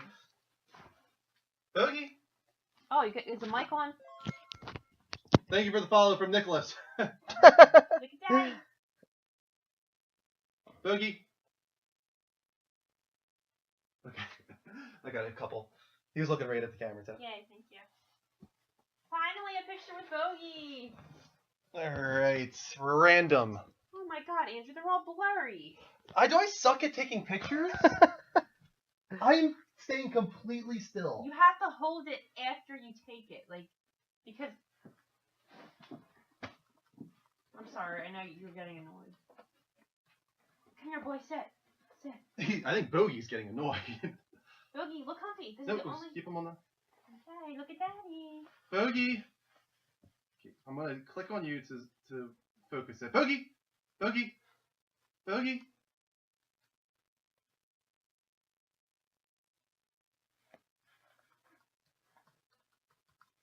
I'm taking like 5. Bogey, give me kisses. Okay, sure, check those out. I really think that there's Every picture you took in New York was blurry, too. I don't know what I'm doing wrong. I don't know how to use phone cameras, I guess. These are the new ones? Yeah. Never mind. Are you serious? They're all blurry! I don't understand. That was good. He's blurry. I don't get it. I don't get it. Oh my god. All right. Where were we? We were just finishing up with the trailer of the week. All right. Did you get any good tweets at all? I didn't check. Why don't you check while Every picture you took is blurry. What the heck? I'm gonna get the good camera. Okay. You're out of control tonight. All right. Where were we? Okay. Level updates. Segment 3, guys. Moving on. So next up, here's what I was talking about earlier about the lack of software this holiday for Sony. They said, quote, they have no concerns over this lack of software. Quote, I won't go into any detail now, said PlayStation UK's Fergal Gara in an interview with Video Gamer. There's plenty for gamers to get excited about already, such as Tearaway for PS4 and No Man's Sky, although I think that as great as No Man's Sky looks and as excited I am for Tearaway, I don't think that's really comforting that he mentioned Not those at two all, games. to me, honestly. I'm not really excited for No Man's Sky personally. Mm-hmm. And Tearaway is something like I would play to just to like kill time on waiting for the game I'm really waiting to play. Yeah. You know? He continued by saying, that's just the start of what is on the table right now, so I don't have any concerns that we will have a lack of strong software for PS4 this peak. My sense is that the new platforms have opened up the ambitions of developers and the capabilities of what they can achieve. What has then happened since has been a bit of rushing the market and a couple of not perfect launches. That's perhaps driven some conservatism to not overly force this and make sure we get it right. There's been an adjustment of pace. So maybe that has to do with like Ratchet and Clank and a few other things getting delayed, but he still is seemingly promising that there's stuff that we don't know about yet. I think that's true, and I think E3 they're going to definitely have some. They have how many studios? Yeah, and, like they're all working on PlayStation 4 games. They've been since it launched. So I think now's the time. I think E3 is the time. If you have stuff to put out at Christmas time, they need to tell us. Yeah, like, I agree completely. You can't wait any longer. But it's also interesting that he said that there's plenty for gamers to get excited about already. Talking about this year, and he says such as Tearaway for PS4 and No Man's Sky. Right. So it's almost like he's confirming there that No Man's Sky is coming this holiday. I don't know how true that is, just because I heard recently on a podcast one of the developers on No Man's Sky was kind of like really trying to get out there. He was like, the way people are talking about it is like they're expecting it really soon. And he was kind of stressing the fact that, like, it's not. Yeah. He was like, stop, because everyone's kind of buzzing. Slow your roll. He's like, we're kind of trying to get people to not talk about it anymore because we feel like we're giving the impression that this is around the corner, and it doesn't sound like they're anywhere near finished. I'm okay if that's the case, but if it is the case, you got to show us some other stuff soon. Absolutely. Real soon. We got Until Dawn, too. I forgot about that one. Yeah. We also have Until Dawn, which is probably going to be like October or something, probably like a Halloween game. Mm-hmm. But that's it. Tearaway and Until Dawn. I'm wondering what Santa Monica has been doing. Maybe they'll surprise us and have like God of War, whatever. I think we'll definitely see the reveal of God of War at E3, all, but I don't think it'll be this holiday. I think it'll be, once again, like all of God of War games, March. Yeah. I think every single God of War game has released in March. So I think they'll probably continue with that. Because that does sound right. Yeah. 209 people in the room. Thank you so much for joining us, guys. We are talking the latest gaming industry news. What's Rick up? is here, says Kristen. That dress. Welcome, Rick. We got a lot of people in the room. Thank you so much for joining, guys. Keep following the show. Hit that heart button live from PlayStation, bottom left-hand corner of the screen, like these people did. Thank you to Wicked Jestern, Zoraday, Nicholas, Denny Von Doom, Green Ben, Slayerborn, and Kenny Cod. We're getting closer and closer to 50. Just 6 more follows tonight, guys, and we'll give out 300 XP to the entire chat room. Thought Until Dawn was June. I don't think that game's gonna be June, personally. I think that it's a month. We're a month away from June. Yeah. Like, I don't think Until Dawn is coming out in June. That might have been like a listing on GameStop and stuff. But I don't think that it was probably like a placeholder or something along those lines. Thank you for the follows, guys. I see them popping up. I need Rick to see me with the veil. Full effect. Rick, now I'm a bride. God of War 1 March. Yep. Gotta look at the other ones. Why don't they just have this on the page? Right? Why don't they have it all on one page? They do. God of War 2 March. God of War Betrayal. Mobile phones, no. That doesn't count. God of War Chains of Olympus, March. God of War 3, March. God of War Ghosts of Sparta, November 2nd. Okay. Weird. What about God of War 3? God of War 3 was March. And Ascension, do you know? Ascension was March. So, I mean, that seems to be their thing. Except for whatever reason, God of War Ghosts of Sparta, November 2nd. Yeah. They're just like, eh. So I feel like that's a strong Here you go. hint that we might be getting the next God of War in March, either 2016 or 2017. Yeah. Yeah. But thank you to the Dragster, Dark, Katie's, Martin 1109, CFG Commander, Roobo Rot King. Oh my god, I can't even say your name, dude. I know it's supposed to be Robot King, but it's weird. Bloody Money, Blammers, Wicked Jester, and you guys are following left and right. We're already above 50. Wow. Nice. Still an hour left in the show, over an hour left in the show, and we have 50 follows. Let's give out 300 XP to the entire chat room. You guys are amazing tonight. Thank you so much for following our show. I hope you're enjoying it. We're on every week with gaming talk shows and game streams. So keep those follows coming, guys. I almost gave out 3,000 there to the chat room. Damn. That would have been awesome for you guys. There you go. 300 XP to the entire chat room. Keep them coming, guys. Keep those follows coming. Dean, why don't you go ahead with the next story? Sure thing. Sure thing. There's a big one, too. Real big one. Let me see where we're at. Guillermo del Toro commenting finally on Silent Hills. In an interview with IGN, Guillermo del Toro has said the collaboration between Kojima and myself, the meetings, and the friendship that was developing was beautiful. We had an agreement on where to go. We had an agreement on how we were going to push to the new platforms. We were having a blast. What we wanted to do with the game, and we were very much in agreement on this, was to take the technology and make it as cutting edge as we could in creating terror in the house. The idea was very, very atmosphere drenched. But what Yes, made it was. Silent, it looked. I didn't play it, but it looked. It was totally good. atmosphere. But it was one location. It was like one little like apartment room that you kept going through. And the doors changed. Like whatever. Like every time you went through it, you would just come back to the beginning and relive that one hallway over and over again. But that one hallway was soaked in atmosphere. Yeah, I watched a Let's Play on it. I'm not big on horror games. Yeah. I don't like being scared. I just don't like it. Yeah. But I did watch it. I like to watch other people be scared. And it looked intense. So he went on to say, but what made Silent Hill so great was that you had the atmosphere, but then you had to pay off with a very active, very intense series of moments. We wanted to do some stuff that I'm pretty sure, just in case it never comes back, which honestly I would love for somebody to change their mind so we can do it. But in case it comes back, there was some stuff that was very new. I wouldn't want to spoil it. Norman Reedus was super happy. Hideo was super happy, and so was I. I know there's a petition going on the internet. It's gathering signatures. I would add my signature to it and hope that someone pays attention, end quote. When asked about trying again with a different game, Guillermo said, well, I've tried twice, and I don't know if I'll come back to the forum. Oh. Yeah, in one instance, the company went down, and the second, the completely unexpected happened, which was Kojima and Konami separating. It kind of left me reeling. It does kind of seem like he might be the kiss of death. That's so sad that this guy. It's sad. He's a visionary for sure. He wants to get into gaming. He likes it, I guess, and right. it won't work for him. Insane was the previous property he was trying to do. Now Silent Hills, this one especially promising, and still it fell apart. It's just I feel bad for this guy. It's sad. He must feel like he's cursed. I know, and he's he is a visionary. He's got such a great grip on story and atmosphere. It's a shame. And especially creature design. Oh yeah, that's like his thing. Absolutely. Have you seen like Pan's Labyrinth? Mm-hmm. I watched that for school actually last. Or Hellboy. Yeah. Even the creature effects in that. But Pan's Labyrinth is one of my favorite fantasy films of all time. Actually, I couldn't get into it.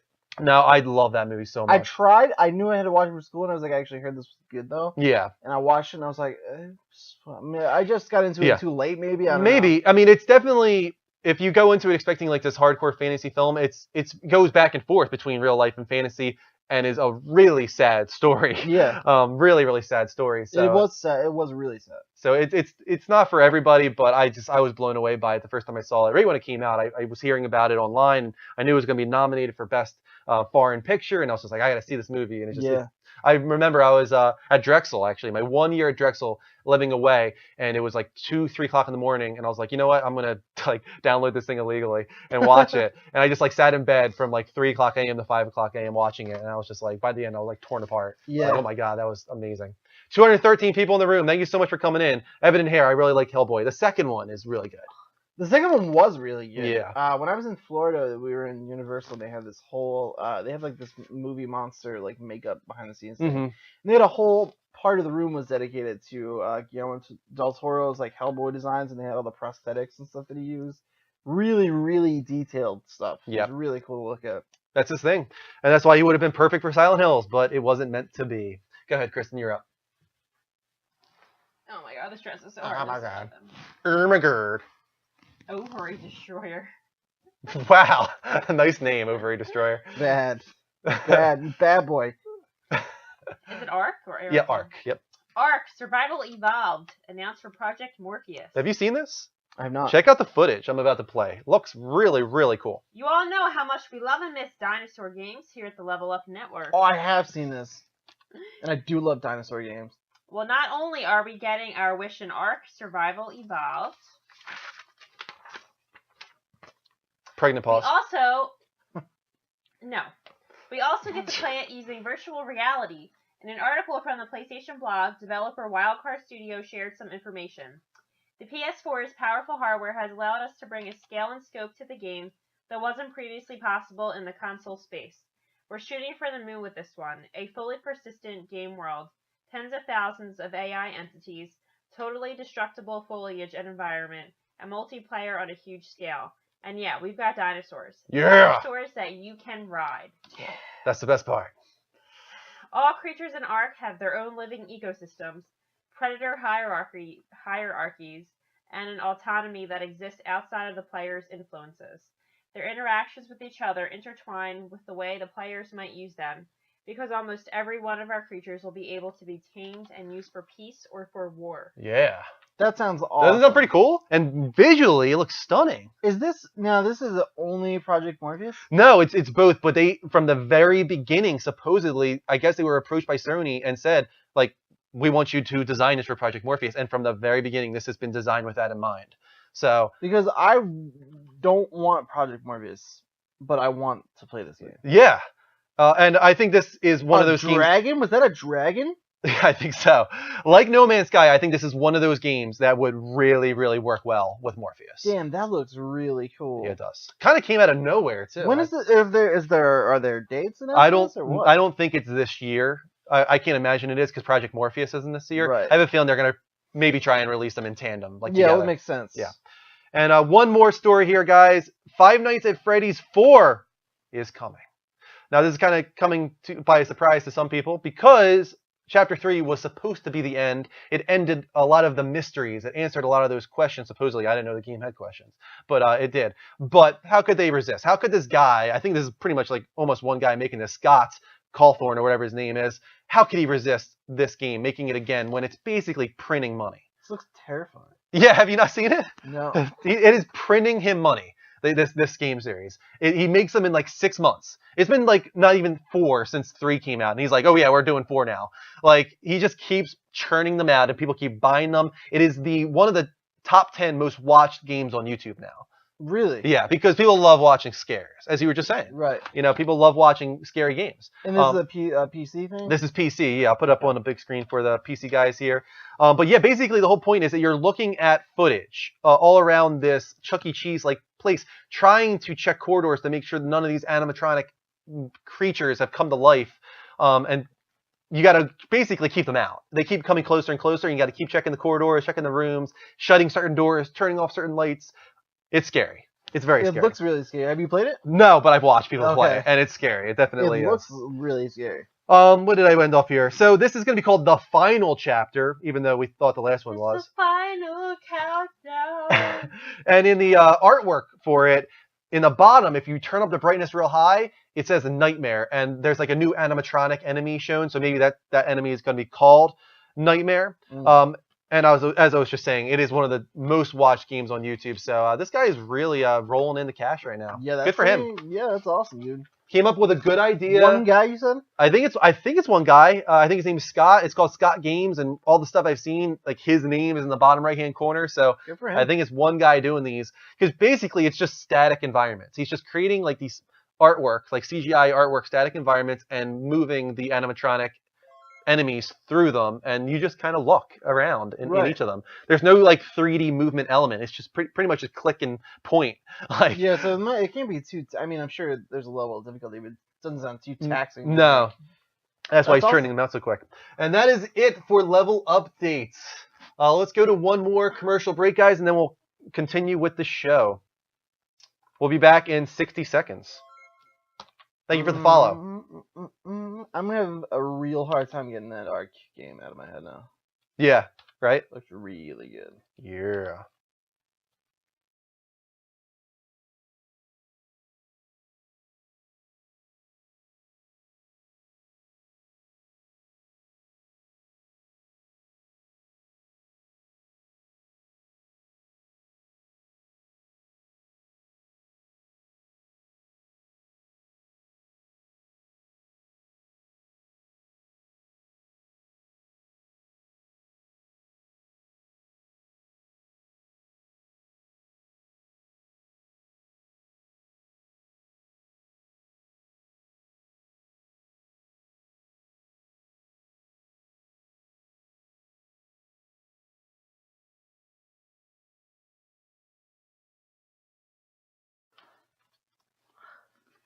I don't have to get up at 6 tomorrow.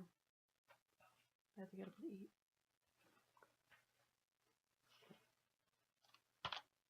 Welcome back, Level Uppers. Kristen, will you let them know what this is? This is the Level Up Show, a gaming dedicated talk show on every Sunday at 10 p.m. Eastern Time. Oh, you're both doing it. If you like what we're doing at any point and would like to support us, don't forget to follow the show. Click that follow button at twitch.tv/levelupshow, or if you're watching live from PlayStation, it's as simple as clicking the heart button at the bottom of the screen. Your name will pop up on the TV, and we will, of course, shout you out. You can also follow us on Twitter, like us on Facebook, or subscribe to our YouTube, where you can find archived episodes, but also original off-show content. And most importantly, the best way to support the network is on our Patreon at patreon.com/levelupnetwork. Donate at that page and receive all kinds of awards, such as monthly XP gifts.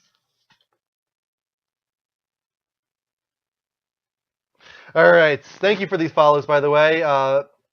Mezhos, I don't know. Mike Delphin, Killax Men, Jesse R, T-Mac, Bayou, Ryan H, the Dragster, Dark Cables, XX Martin, CFG Commander, Robot King, Bloody Money, Blammers, Wicked Jester, Zorday, Nicholas, Denny Von Doom, Green Bin, and Slayer Born. Thank you for the follows, guys. Keep them coming. If you want to follow us, it's very easy to do. Look how long he is. He's very long. Yeah, he's like surrounding my body. Just hit the heart button live from PlayStation, guys. Bottom left-hand corner of the screen. It's that easy. Your name will pop up, and we will shout you out. Let's get into our, I think, topic of the week. Looks like he's smelling Dean's booty. He's not, though. Why don't you check Twitter in the meantime real quick? I just want to make sure nobody's tweeting at us with some good stuff. Oh, on the spot, actually. I want to do it on the spot right now. How big is your backlog of games? And if you were to choose the one game in your backlog that you would really, really like to get to, what is that game? How big is it? Not nearly as big as it was before the trophy war. Yeah, I knocked out a significant amount of games. That said, it keeps being flash outs and I keep buying games. Yeah. It's really annoying. I'm trying to stop buying games, but I'm blowing through them pretty quickly. I don't know the exact number right now. It's like 75% lower than that's good before we started. Yeah, good for you. Yeah, there's like I had like maybe in the 20s. I have like 3 or 4 now. Yeah, which is great. I'll take it. If I had to get to 1, I keep seeing Far Cry 4 stare at me on my shelf. It's still wrapped in cellophane, and it's like, don't forget, asshole. You have this whole entire game that you have to get through. A big game, too. So I'd really like to get through that. 11 teen games, says that man. How about yourself, good sir? Oh, my God. Real bad? Well, guess what? I'm going to be gone Friday, Saturday, and Sunday, so he can sit there for 3 days if he wants and play video games. I'm definitely going to play some games. I'm also going to stream some games. Nice. I might even do, like, a marathon. How many hours is that? 72. Yes. You'll have 72 hours of freedom. Yes, I'm going to do something cool with that 72 hours. Mm-hmm. I'm thinking about it. Not sure yet. There is the last weekend before the show where we do the Trophy War finale. Uh-huh. Jen had told me she is doing, like, trying to get, like, a girls' weekend the other day on the show. Oh, damn. With her mom and, like, her aunt and her friend and want to go. Uh-oh. And it just so happened, I requested off work that Friday, Saturday. You were just going to go nuts. I'm going to go so hard. Well, the moment I'm done with my Friday stream, you are welcome to go live for 48 hours straight if you want. Oh, yeah, dude. I'm going to be streaming a lot. I'm going to be playing a lot. I have a feeling Greg's going to be doing the same thing, though. So you guys are going to have to compete for streaming, like, the channel or something. Maybe you guys can take turns or something. Yeah. Go back and forth. We want to do... We planned from the beginning. We don't know what we're going to play, but we want to do a dual stream. We want to play, like... We want to co-op something at some point.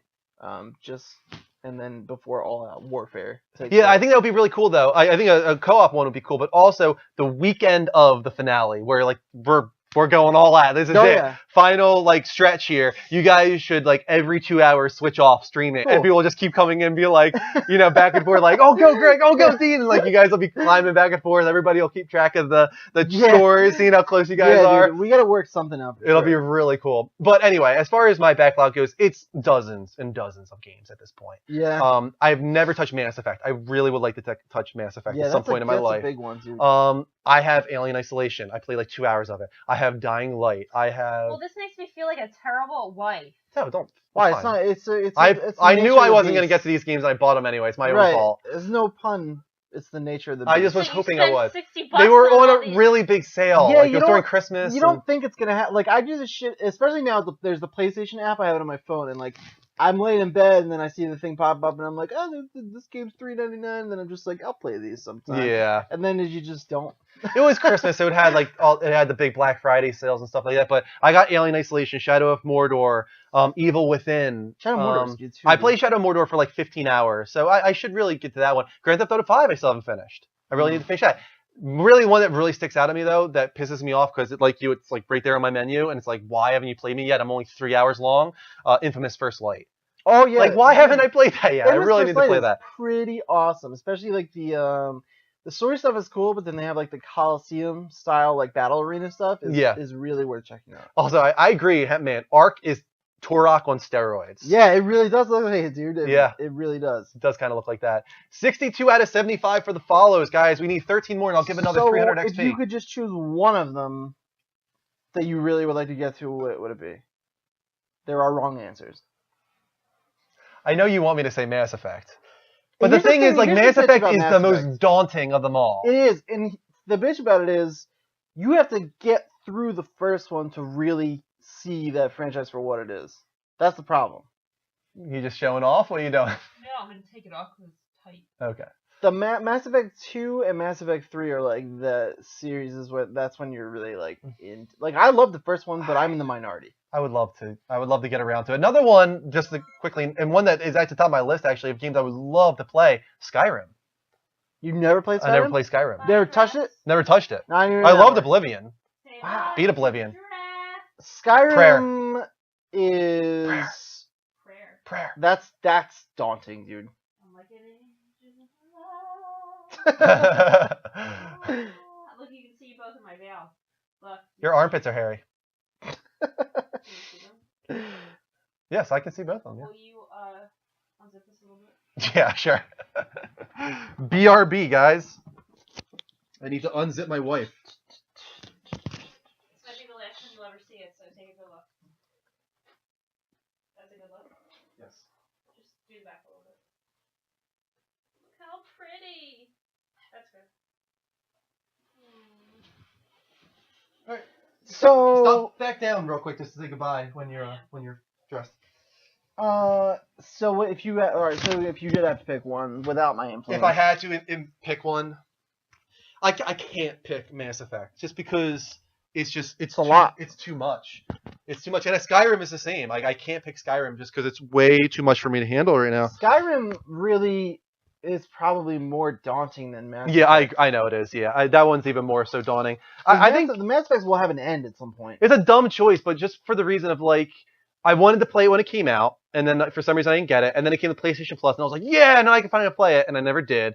And it's like on my menu, and it's like I like the first game or the first part of it. I should play First Light. Like it's 3 hours long. Yeah, it's Like not a I dumb need to choice. play that game. Yeah, it's a good one. I should definitely get around to that. Tomb Raider is one of mine too. I had Tomb Raider from PlayStation Plus. Never got through it. Oh wow, okay, I'm that's like good. an hour and a half in. Oh. Haven't even scratched it really. Yeah, you should definitely get around to that. It's a good game. Great Yeah. reboot of a franchise. All right, let's get into the topic of the week, and this will feed right into our wild game a little later on. I want to talk about the prevalence of open world gaming. This was actually your idea, and I completely agree. It's kind of a fascinating thing this generation, especially. So many franchises and genres trying to tackle this open world mentality. Even racing games now, Forza Horizon, The Club. It's just like, why do you think suddenly open world is this huge deal? I think a lot of people. I think really we're not you and I, but like we as like gamers are really responsible for it. A lot of people are, there's a lot of anti-indie people out there that don't really appreciate or understand the value of smaller games.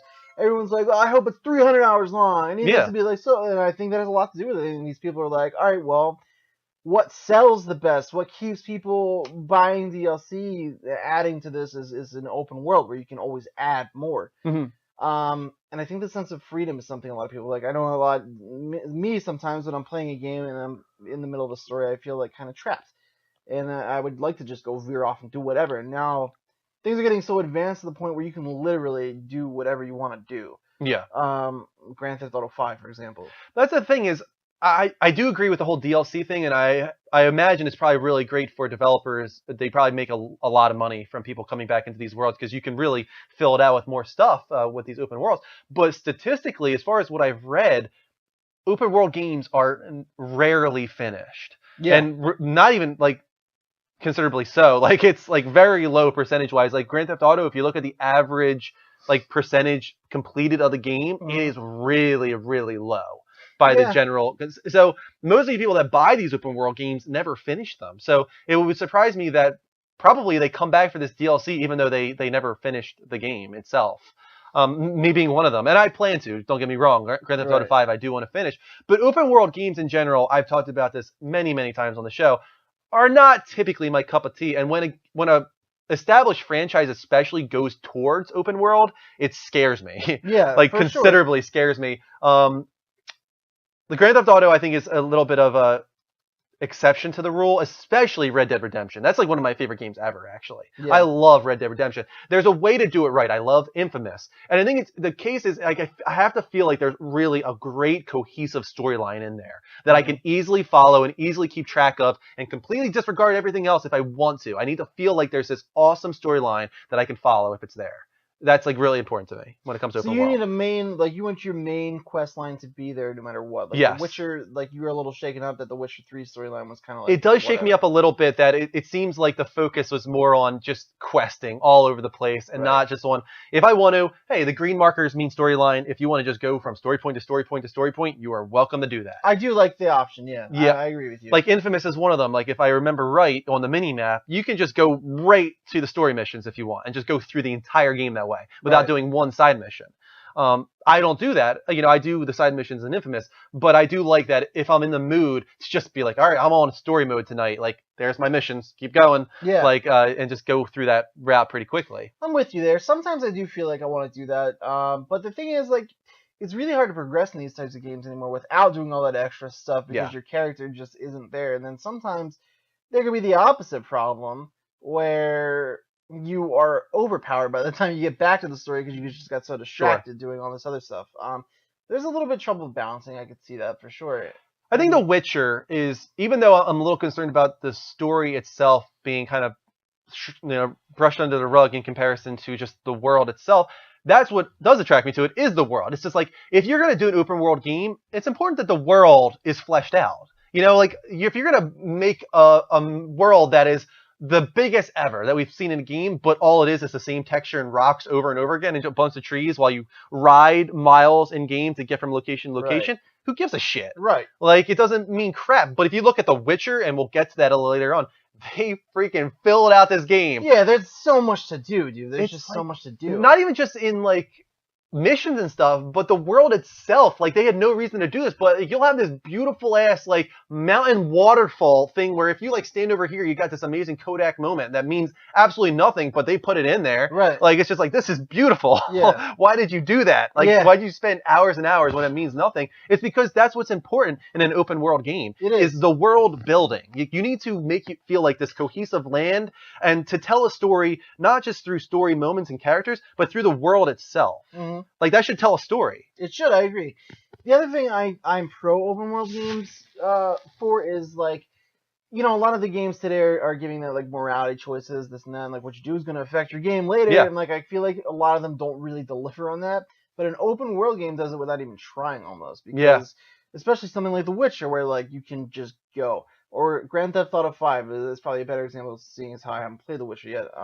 Like, I was just talking about this with a friend the other night. You walk down the street and he was like, "What if I could shoot that traffic light out and make like an accident happen?" You can. You did it.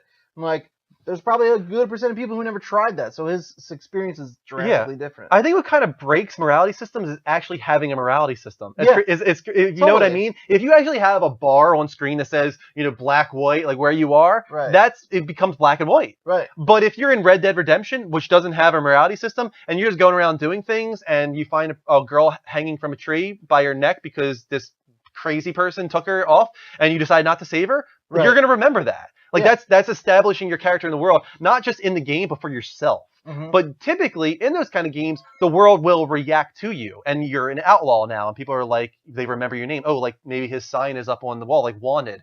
And that's the world building I'm talking about. It's not about a bar on the screen. It's about the world reacting to you and making you feel like you're either this person or that person. Yeah, I'm with you 100% on that. You know? And it seems like The Witcher's going to do a good job of that. Yeah. I was watching a Let's Play where there was a woman who asked you to go and collect something. There was a guy. You go up to this house, you talk to the guy. He's like, that woman is responsible for the death of all my family. Okay, so it turns out earlier, this woman was like one of the merchants you stopped and bought like your equipment from earlier. So now you go, and the guy's like, I need her dead, and like you get this in return. So he goes, and whoever was doing the Let's Play decided he's going to go back and kill the woman instead of doing what she asked. Yeah. So he puts a hex on her, the woman dies. So now he can't buy items there anymore. He has to find somewhere else to go buy items for the rest of the game. And, you know, who knows what happens if somebody else chooses it. So that's like, sure. I think that's really cool. Like, they don't need to be like, this is the bad choice, this is the good one. Yeah. Like, do one. And granted, like, you know I think in Infamous, that is a premeditated decision that the developer made. Like, it is so black and white in those games. It's literally blue, red, pick. Like, you know what you're doing. Right. So I don't think they ever really had this in mind to have this, like, black and white with grays in the middle system. It's just there. But I think it's kind of interesting that recently, you know, games that I showed to Kristen, Grand Theft Auto being one of them, I find that the open world stuff definitely, like, you just think it's cool. Like, in Grand Theft Auto, when I was driving around running from the cops. That was awesome. Yeah, she's like, this is really cool. Like, this is, you're traveling. Like, you're going on the highway. You're going around an entire world. Like, this is like a real world. Yeah. And when I showed her The Witcher, she's like, I want to watch you play this game. Yeah. Like, The Witcher looks cool. The Witcher looks great. So I wonder if it's not just like gamers themselves, but like just everybody in general. It's like, this is where gaming is going, because it's just kind of cool to have a real life world that you can travel throughout. It's attractive to everybody. Yeah. Maybe. And I would almost argue that the open world games kind of becoming more prevalent is I think an argument could be made that it's kind of the evolution of the industry. Like, everything was always getting more realistic, you know, building these environments, making everything feel more atmospheric, and that eventually kind of seems like it would evolve into like building these open worlds that are yours to play in. Sure. And it seems we're seeing, I mean, even stuff like Batman is essentially open world. And I've said it multiple times, I do like Arkham Asylum the best because it does have that linear route feel that you can choose. Granted, I think Arkham City is great from what I've played. It didn't really grab me as much as that first one did. But I'm wondering, with what you just said, does it worry you at all? Because I know that you come from the roots of single-player action-adventure, character-driven games. Does it worry you that it's going to become so prevalent that we lose a lot of those, you know, single-player experiences? Yes, actually, because like you said, I'm always a big fan of, especially like the character third-person straightforward action games. I love those types of games. I like just seeing a story through from start to finish, and like, you know, maybe not making my own story once in a while. Like, I enjoy having a story told for me, and I'm just a participant. It's kind of nice. Like The Last of Us or something. Right, exactly. Yeah. And like, I also am kind of adaptable. Like, I really enjoy these open world games, and the more I've played and the older I get, the more types of games I'm open-minded towards. The Witcher 3, when I started playing video games, is something I wouldn't even have touched. I would be like, no, this looks way too big, this looks way too complex. That's as great as it looks. That's what's the feeling I'm having right now, is I'm just overwhelmed. Right. I'm kind of intimidated. It is overwhelming, for sure. Yeah. But I'm at the point now where, like, I swore when I was younger I would never play a first-person shooter, so now, like, I buy almost every Call of Duty.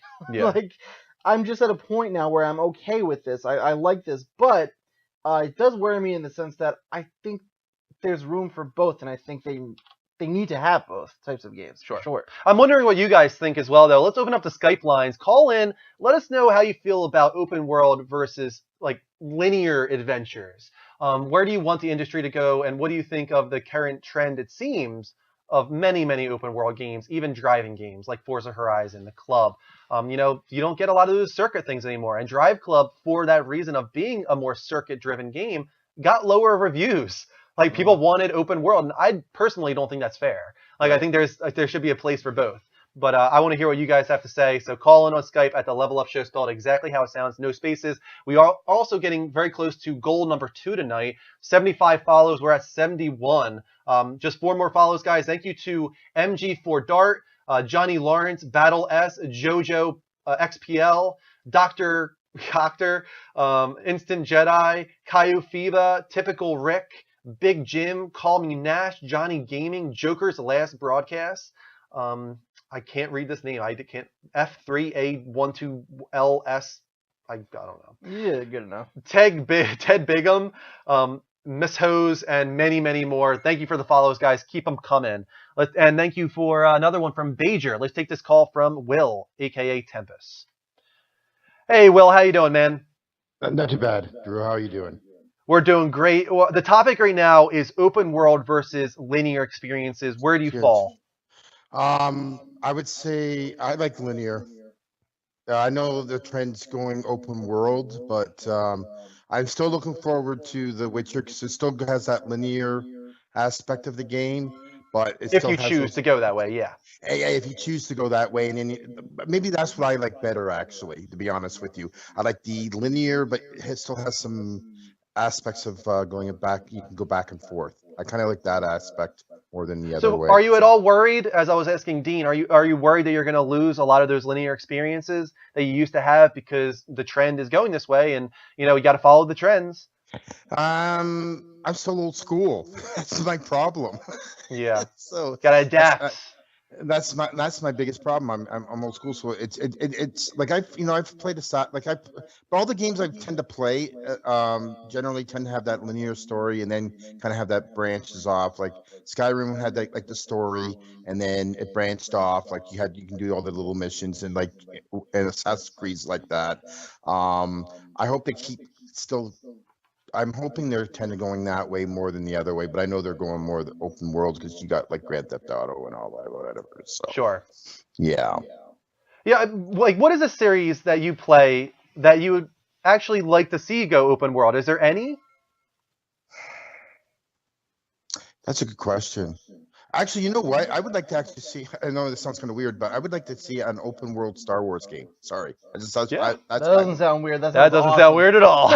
Open universe Star Wars game. Yeah, like an open universe Star Wars. Yeah, I would be like, I'd be there day one, and I, if they even had like a monthly thing, I would even go that far. And I'm not even big into those monthly fee things. It's just Star Wars would be my niche, but. Yeah, what's interesting about that is that's what I wanted Destiny to be. Yeah. I wanted it to feel like this open universe where you could just get into your ship and be like, "Hey guys, where are you gonna go? Let's just travel the universe together and like find a planet and and go down on it and see what's going on." Like, see, dude, that's why you need to play Mass Effect. Same thing for me. Kind of what you do. That's what I was hoping Destiny was. It wasn't. I still enjoy Destiny when I do play it. I just haven't played it in a while. Even though with the new content they have out, haven't had a chance to play it too much. So, but all right. Well, Will, thanks for calling in, man, and sharing your opinion. And I want to wish you guys a happy anniversary too. Thank you so much. Thank you. And no problem. And have a good weekend. Level up. Level up. Oh, sorry. Go ahead and call in, guys, on Skype at the Level Up Show, spelled exactly how it sounds, no spaces. We're currently talking about open world games versus linear games. What are your current feeling on the trend to go open world? It seems like a lot of games are going that direction, Witcher being one of them, and obviously Grand Theft Auto. And then No Man's Sky is, to the nth degree, this procedurally generated universe that's completely open for you to travel. And I think that's really cool. Yeah, so it sounds awesome. I'm down for that. Brad's calling in. Crazy Brad. Hey, Brad, how you feeling, man? Hi. Hi. Sounded like the Joker from The Dark Knight when he's like in the nurse uniform. He says like, hi. You remember that scene? All right, man. What's your opinion right now on open world versus linear? I like them both, you see.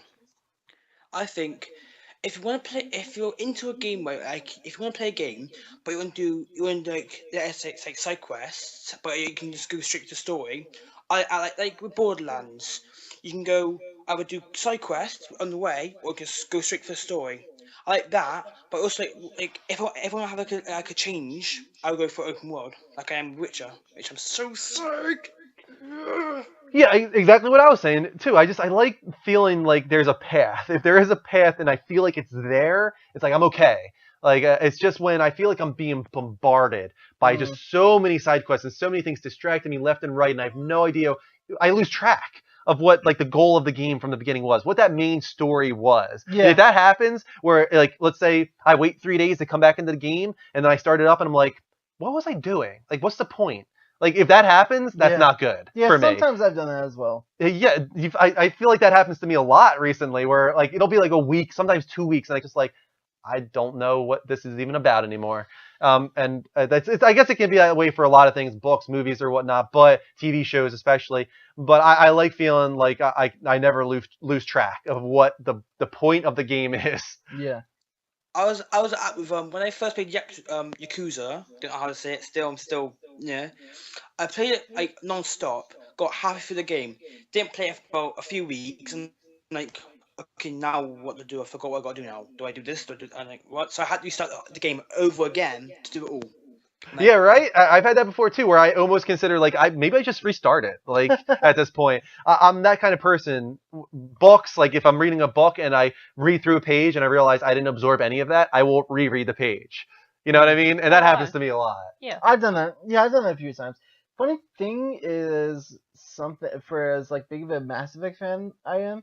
I bought the first game, I played it, and then I did that same thing. Where I was like, I picked it back up and I was like, I don't remember what I was doing. I don't even think I liked this game. And I actually got rid of it. I sold it back. And then a year later, I rebought it all 3 at the same time. Sure. And like, I don't know what happened. Something just clicked in my brain and I was like, wow, this is the bomb. This is the bomb. Yeah. That can happen. Sometimes that second time around, just something clicks. Yeah. It was random. It was like I was driving home and passing a GameStop and I was like, I'm going to go buy all 3 Mass Effects right now. And I just did it, and it was the best mistake because it was awesome. I'm like Drew. I have all 3 Mass Effects, but I've never played them. You never played them? Never played them. You guys gotta try them, dude. It's just I bought it for that reason. Like everybody's telling me to get it, and I'm like, I'm gonna play this game, and then I got it, and I looked in, and I was like, holy crap!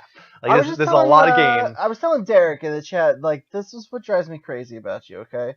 Because you're always describing like, this would be so cool if this game had this. It would be perfect.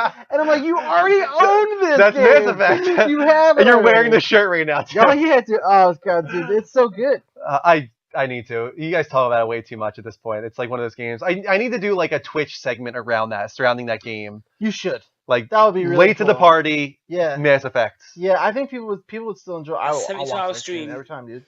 All right, Brad. Thanks for calling in, man. Freeze. Feel okay. Level up. Level up, man. Level up, sir. Level up. All right, guys. Let's take one more call on Skype before getting into the wild game. I raised another follow goal. We are hitting follow goals tonight like crazy. We're now on the 3rd one, 100. If you guys can get to that, I'll give out another 300 XP to the chat room. We're at 77 right now. Let's take this call from a Carlos, a.k.a. Evident Hair. Hey, Carlos. How you doing, man? No Man's Sky. No Man's Sky. No Man's Sky. This is the biggest fanatic for No Man's Sky ever right here. Yeah. All right. He's so down for this game. Would you consider No Man's Sky to be open world? It's more like open universe. Exactly, right? It's because to the nth degree. It's generated, but it's not like from what they're saying, it's not going to be like Minecraft where you get a different seed every time. It's one seed, everybody's in it. Yeah. And it's whatever you see, someone else can can somehow magically manage to make it too. If they can make it to that area, they will see what you saw, and if you happen to name things, they'll see that as well. They'll even see who discovered it first. It still doesn't quite fulfill that wish I had for Destiny, though, where you're getting into your ship with your buddies and flying the universe. Because No Man's Sky, you'll be lucky if you ever encounter anybody else that's not AI. It breaks my heart a little bit, or quite a bit, that they're not that quite interested in the multiplayer aspect. But it'd be so cool, right? To just go around all over the place. Just for what it's worth, it is gonna be something special. You know what I would say? If I were to guess right now, the game will release, as they're saying, you'll go through this universe. You might luckily come in contact, kind of like Journey, where you're lucky if you come in contact with another person. It's awesome if that happens. You know what? But I think they're going to will get not so put many it people past- wishing for it that later on there will be multiplayer DLC where you can just travel the universe with your buddies. Yeah, they've been. I'm not sure to what extent the multiplayer is going to be, but they have said that they're whatever anything else they are setting aside. They're just trying to get the game done so that people can get into it and enjoy it for what it is, and then later on just roll out more and more updates, adding more stuff to it. How much stuff we won't know. Ark, but as I'm going to sidetrack a little bit. Ark, supposedly they're shooting for a June 2016 release. Okay. Next month is the PC alpha off of Steam, I believe. Okay, so I didn't realize that. So it's a PC game, been in development for a while, and they're bringing a PS4. Yes, more or less. Okay. And Xbox One. If you look at the trailer, it says PS4, Xbox One. Okay, but the thing about PS4 is that it's going to have that Project Morpheus support. Yeah, and as soon as they get a VR headset for Xbox One, I'm sure they're going to be rolling it out for that too. Yeah, the cloud-based one, supposedly. Whatever. I don't think that's happening anytime soon, personally. Yeah. And if it does, it won't be near as good. But as far as a linear game to an open world game, I prefer open world. Just because I don't feel like I'm constrained after playing so many games for different games. When I play a particular one where you hit a wall on areas that really there shouldn't be a wall, it gets really irritating because you know there's something there and you want to go over there, but you can't, even if it's just a ledge on top above you, and it bothers me to no end. I can understand that. Yeah, but that's definitely a world-breaking thing when you run into invisible walls. Even the Final Fantasy demo was like that, the most recent one, where you just want to keep going and then you hit those walls. Can't go this far, wait till the release. Yep, exactly. But I understand it. It's not like they can just develop these. But I think the problem is when they first advertise the game, it's like, you see that mountain in the distance, you can go there. And then the game comes out, it's like, what? No, you can't. Yeah. You're lying. That's not how this game works. That's so frustrating. The only thing I'm kind of wary about is that open world games don't need to be in every genre, or at least in every particular type of game. But I mean, there's just not every game needs to be open world. It's just that a lot of the adventure and RPG games I prefer to be open world and less linear, because I don't want to feel like I'm stuck in this one area. I don't want to be stuck in what do you call it? An alley of a city, because this is where the storyline is. I want to be able to explore it. Metal Gear Solid 5, and as crazy excited as I am for Metal Gear Solid 5, that is one of my concerns. Like, Metal Gear Solid 5 has always been about that linear story that they're trying to tell. A very, very, succinct, awesome, but convoluted storyline. And open world, that completely seems to go against that idea. I don't see that being a problem, just because the way that from my memory, at least, when I played VR Missions and Metal Gear Solid 1, even though I didn't beat it, I always felt that Metal Gear had that sort of open world feeling. Now they're just delivering it to you. Sure. No, I'm still very, very excited, and I trust that Kojima is going to find a way to have that feel of a really, really awesome epic storyline through this open world. I'm just very curious on how he's going to accomplish that. I think it'll be good. I'm sure you'll enjoy it anyways. Even though I won't be playing it, I'm still going to probably watch you stream it, and that's going to be like the highlight for the series to me. Nice. All right. Awesome, man. Thanks for calling in, Carlos. I'll see you later. See ya. All right. That is going to be it for our Skype segment, guys, and the end of Topic of the Week. We will be back in just a moment with The Wild Game Appears.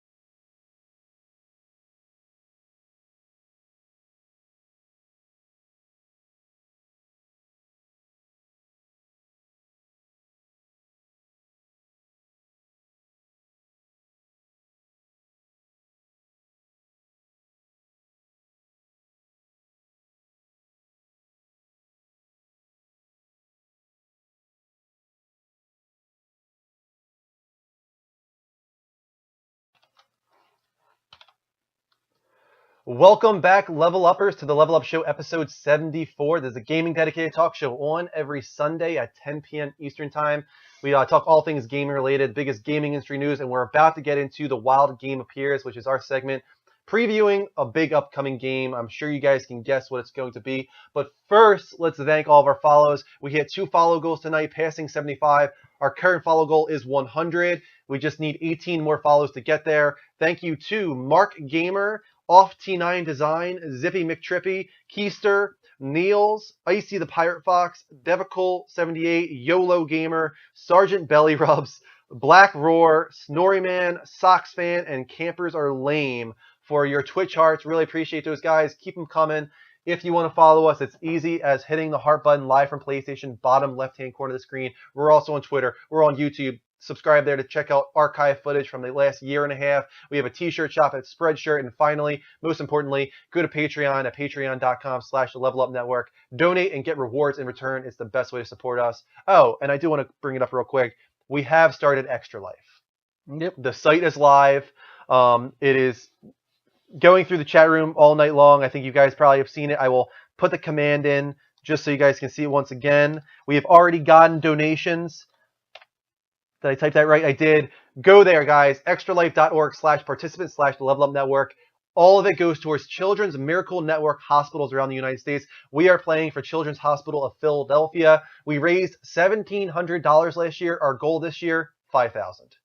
We want to reach $5,000 raised for Children's Hospital of Philadelphia. You guys can help us get there. And the best part of it all is that last year we made it exclusive to just us, the Level Up team. But this year, if you go to extralife.org/team/the-level-up-network, you can join the team. Become your own Extra Life fundraiser. Make as much money as possible. It all goes towards the Level Up Network team, and you can help us reach that goal. So please, guys, help us out. The big day is November 7th this year. We'll be doing a 24-hour gaming talk show / gaming stream marathon to raise as much money as possible. So bookmark that date and make sure that you come back to check it out. It's going to be awesome. And I'll be here this time. Yes. Last year, we both did it, Extra Life. But this year, Dean is officially a part of the network. So he's going to be with us, raising as much money as possible. So you might be able to get 5,000 combined. I think we can. I got 1,000. Over 1,000 just by myself. Yeah. That's if I can get my own 1,000 over here, that's like 2,000 already. On top of all you guys, if you become a part of the team, you can raise money on your own that goes towards the goal. So I think that we can do it. I think we can totally reach $5,000 this year if you guys help out. Okay, I think we can move on to the Wild Game Appears. You guys know what it's going to be. It's going to be awesome is what it's going to be. Let's find out. A wild game has appeared. Oh, what is it? What is it? I don't even know. Secrets. Anything good coming out? I think it is. We're about to find out. What happened here? Death descended. I felt its icy breath. Frost gripped the air itself. Ice clenched each heart. The village froze like in the heart of winter. If you'd have heard the cries, sir. If you'd have heard how a man can scream. Witcher, I was hoping you'd come. You saw what happened. I want to fight You that and guy. I truly know what all of us will soon face. The Wild Hunt will know I found her when I do. They'll attack. Well, I'm not about to give in. We all knew what we were signing up for.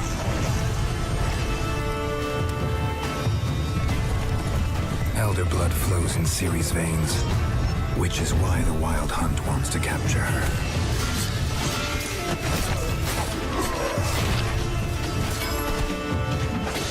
So the Wild Hunt is a clan. The Wild Hunt is a clan, yep, exactly. Did not know that. Until there was just what he does. Wildly hunts. That's part of it. It's play on words, I see.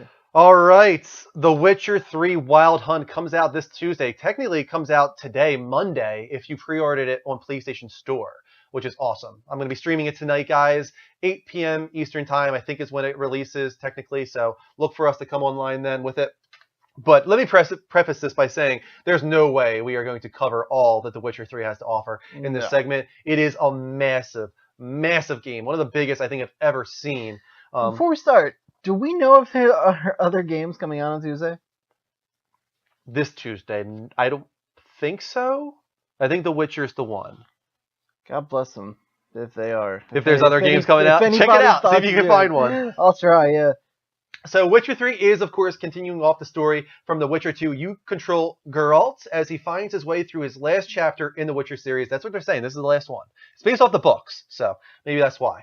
Instead of following a path laid out for him by others, this quest is of his own personal making, on a path to find his former lover, Yennefer, and previous ward/adopted daughter, Ciri. You and Geralt brazen your way toward the elusive, dark, and mysterious, quote, Wild Hunt, this clan that we were just talking about.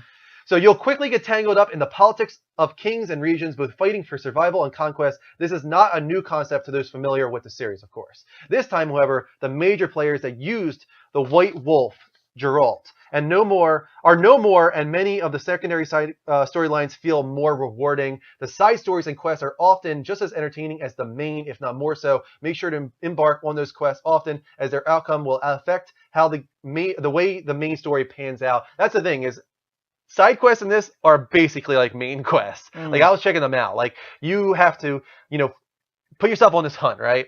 And there's a whole investigative part of it where you have to investigate where this creature is located, what kind of creature it is, what its weaknesses are, how you are going to defeat it, and then you have to prepare for this hunt. So it's a whole big thing, and there's a whole storyline going with each of these hunts. Like, it's really, really well done. So that must put you a little bit at ease then. Yes, it does, definitely. No other games coming out Tuesday. Of course not, right? Interesting. So The Witcher 3 provides a great blend of melee combat with magic, often encouraging you to use both in seamless fashion to dispatch your enemy. You have a steel sword for human-type foes and a silver for unnatural ones like griffins and trolls. The melee system has been revamped for this title to be more fluid. We got the whole menu system on board, and it is crazy looking. There's just so much to this game. That's what intimidates me. I look at the menu, I'm like... there's a lot. The only thing that gives me comfort is that the combat really does look like more action. Yeah. Like, fast-paced. And, like, I dabbled in The Witcher 2 a little bit on PC, and I was like, I don't know what I'm doing. Yeah. I couldn't get into it. I just stopped. Yeah. And never went back to it. So I'm hoping that gives me the strength, so to speak, to like keep learning. Yeah, the other intimidating part is the world size in general, though. We were talking about The Witcher 2. That was a massive world. This one is 35 times bigger. Yeah. Than The Witcher 2. And that was a big world from what I've read. Yeah. This is bigger than Skyrim. You thought Skyrim was big? This is 20%. Although when they first talked about it, they said it was like 200% bigger than Skyrim. And then something happened where I think Bethesda wasn't happy about that. Yeah. And there was a whole thing going on, so they lowered it to 20% bigger than Skyrim. But I think it's actually more than that. This is a massive game. I didn't even see all of the world in Skyrim, so that's...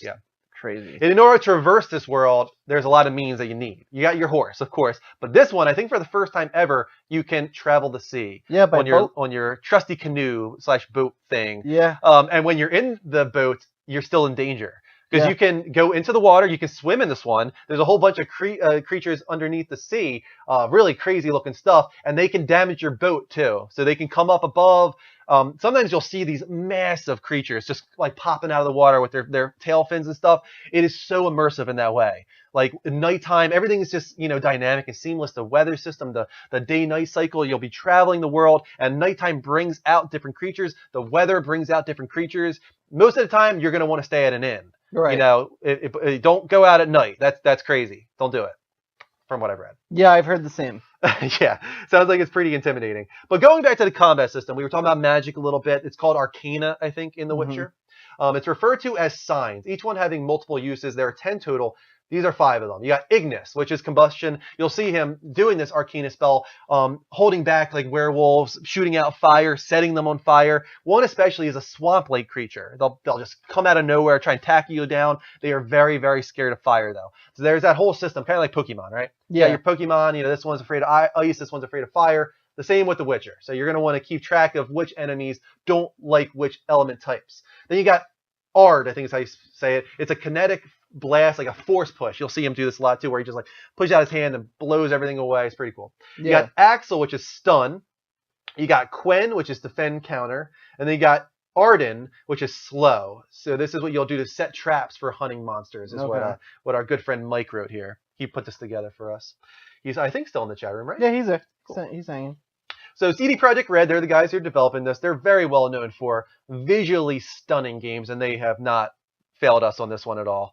Although, I don't give a shit. This game looks freaking unbelievable. Yeah, it looks really good. Dude. Yeah, especially for an open world game. So they've added a few new features to the Witcher series with this one. Some seem like great new pushes for the genre. Others are just newly adopted for the series. Some familiar but new to the series are come back up.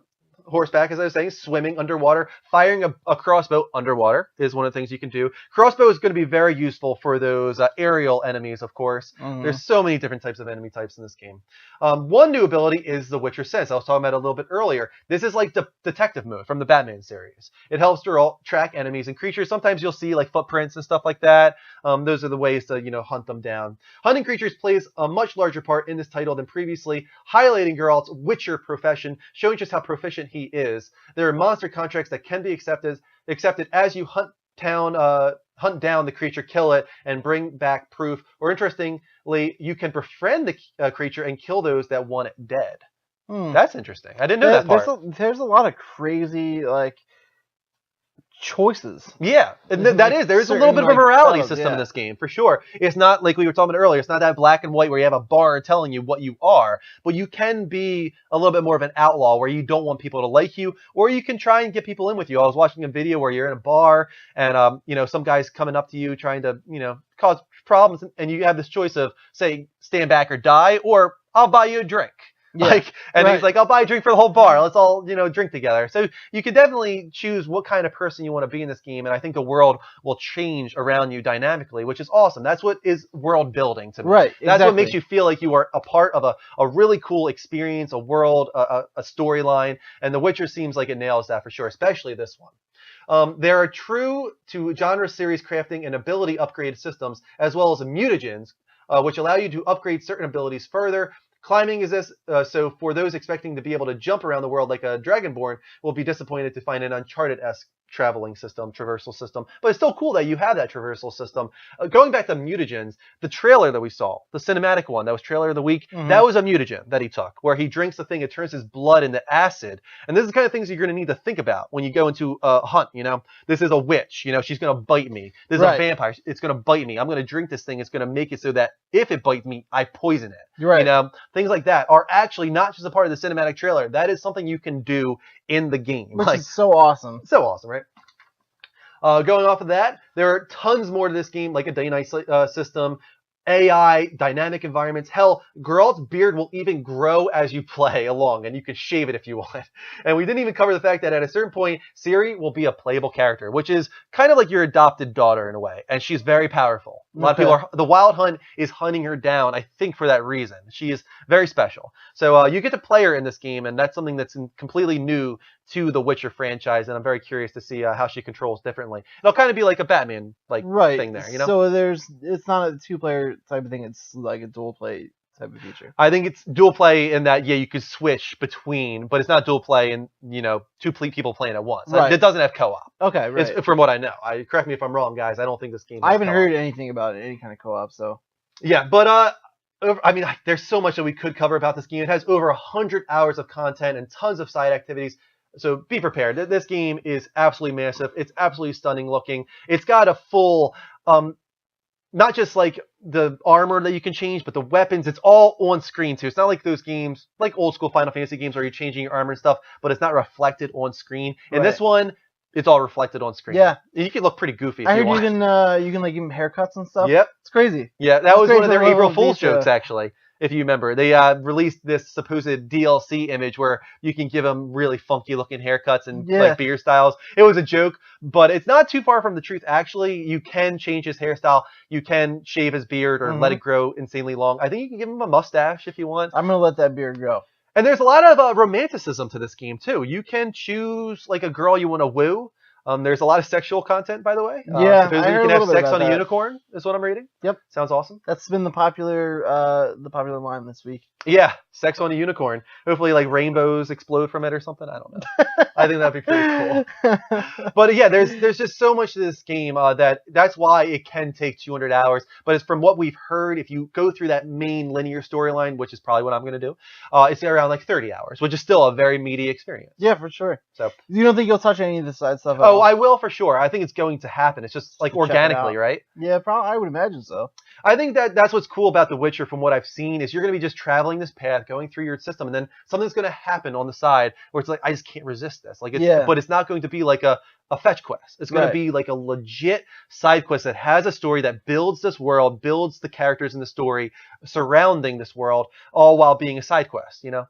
I'm more excited for that kind of stuff personally. I'm like you usually. I like my story, but this is going to be something that I'm looking forward to just jumping in and like passing time, doing some side stuff, just running around this world, which they have made looks just like so enticing. This looks awesome. I don't know how they did it. Like, I don't know how many people were on this team. Yeah, this is the Witcher sense here, by the way. He's detective mode right now, looking at like different things surrounding this downed carriage, trying to figure out what happened here, looking at footprints. This is the detective system in process here. So yeah, overall, I just can't wait. I'm so excited. I'm very excited. I'm planning on doing a lot with this. I'm gonna play this up until Batman comes out. Then when I get it all through Batman, I'm planning on going back to The Witcher and riding that out through the summertime, just doing everything.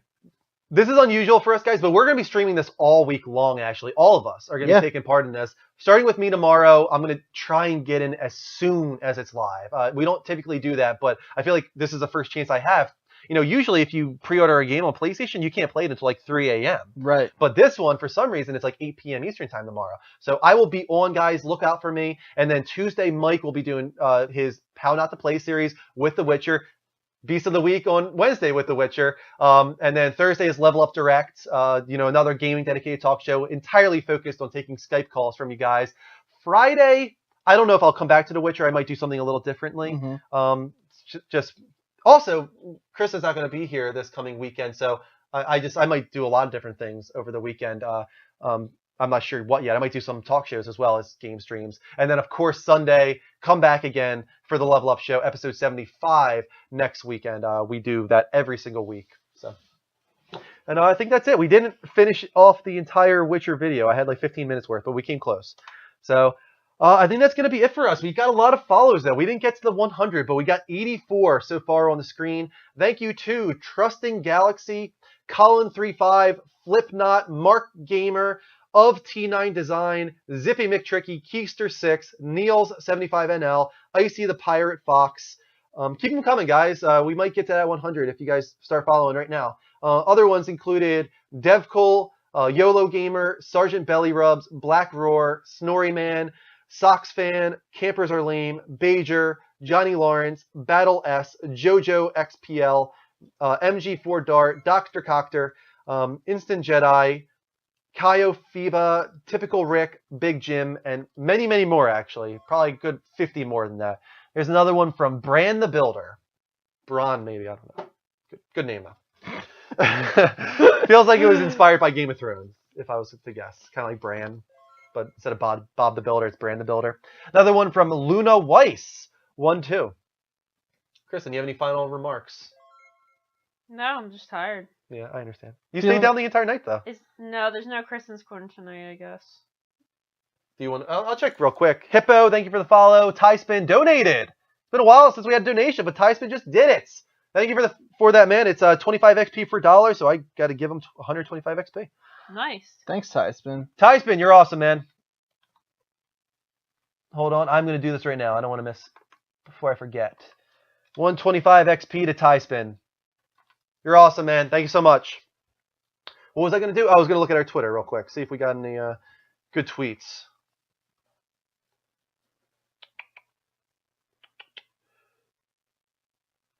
No, just 2, so not too much tonight from Twitter. Let's see. Yep, nothing, no images or anything like that. But thank you to Shane B for following us. Really appreciate it. Shane B, thank you for following, man. All right, I think that's going to be it. I think we're all done.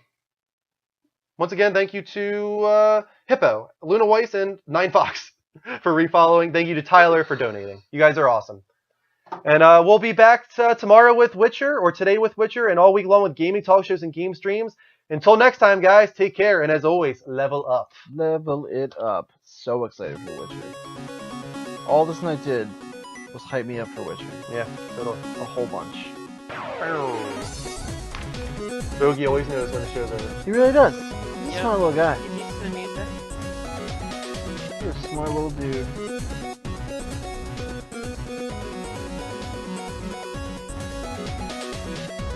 You're a good boy. Mike's in the chat room. And I'm with the bogey. Level up. Level up, good sir. And a final thank you to, I think it was SV Carr. Thank you for the follow. Yep. And another one. Miss Amanda, he knows the music. From Dexflow Toys. You guys are awesome. Thank you for the follows tonight. We got to 90 follows. That's amazing. One of our biggest nights in a while. So we'll see you guys next week, or this week, technically. Level up. Level up.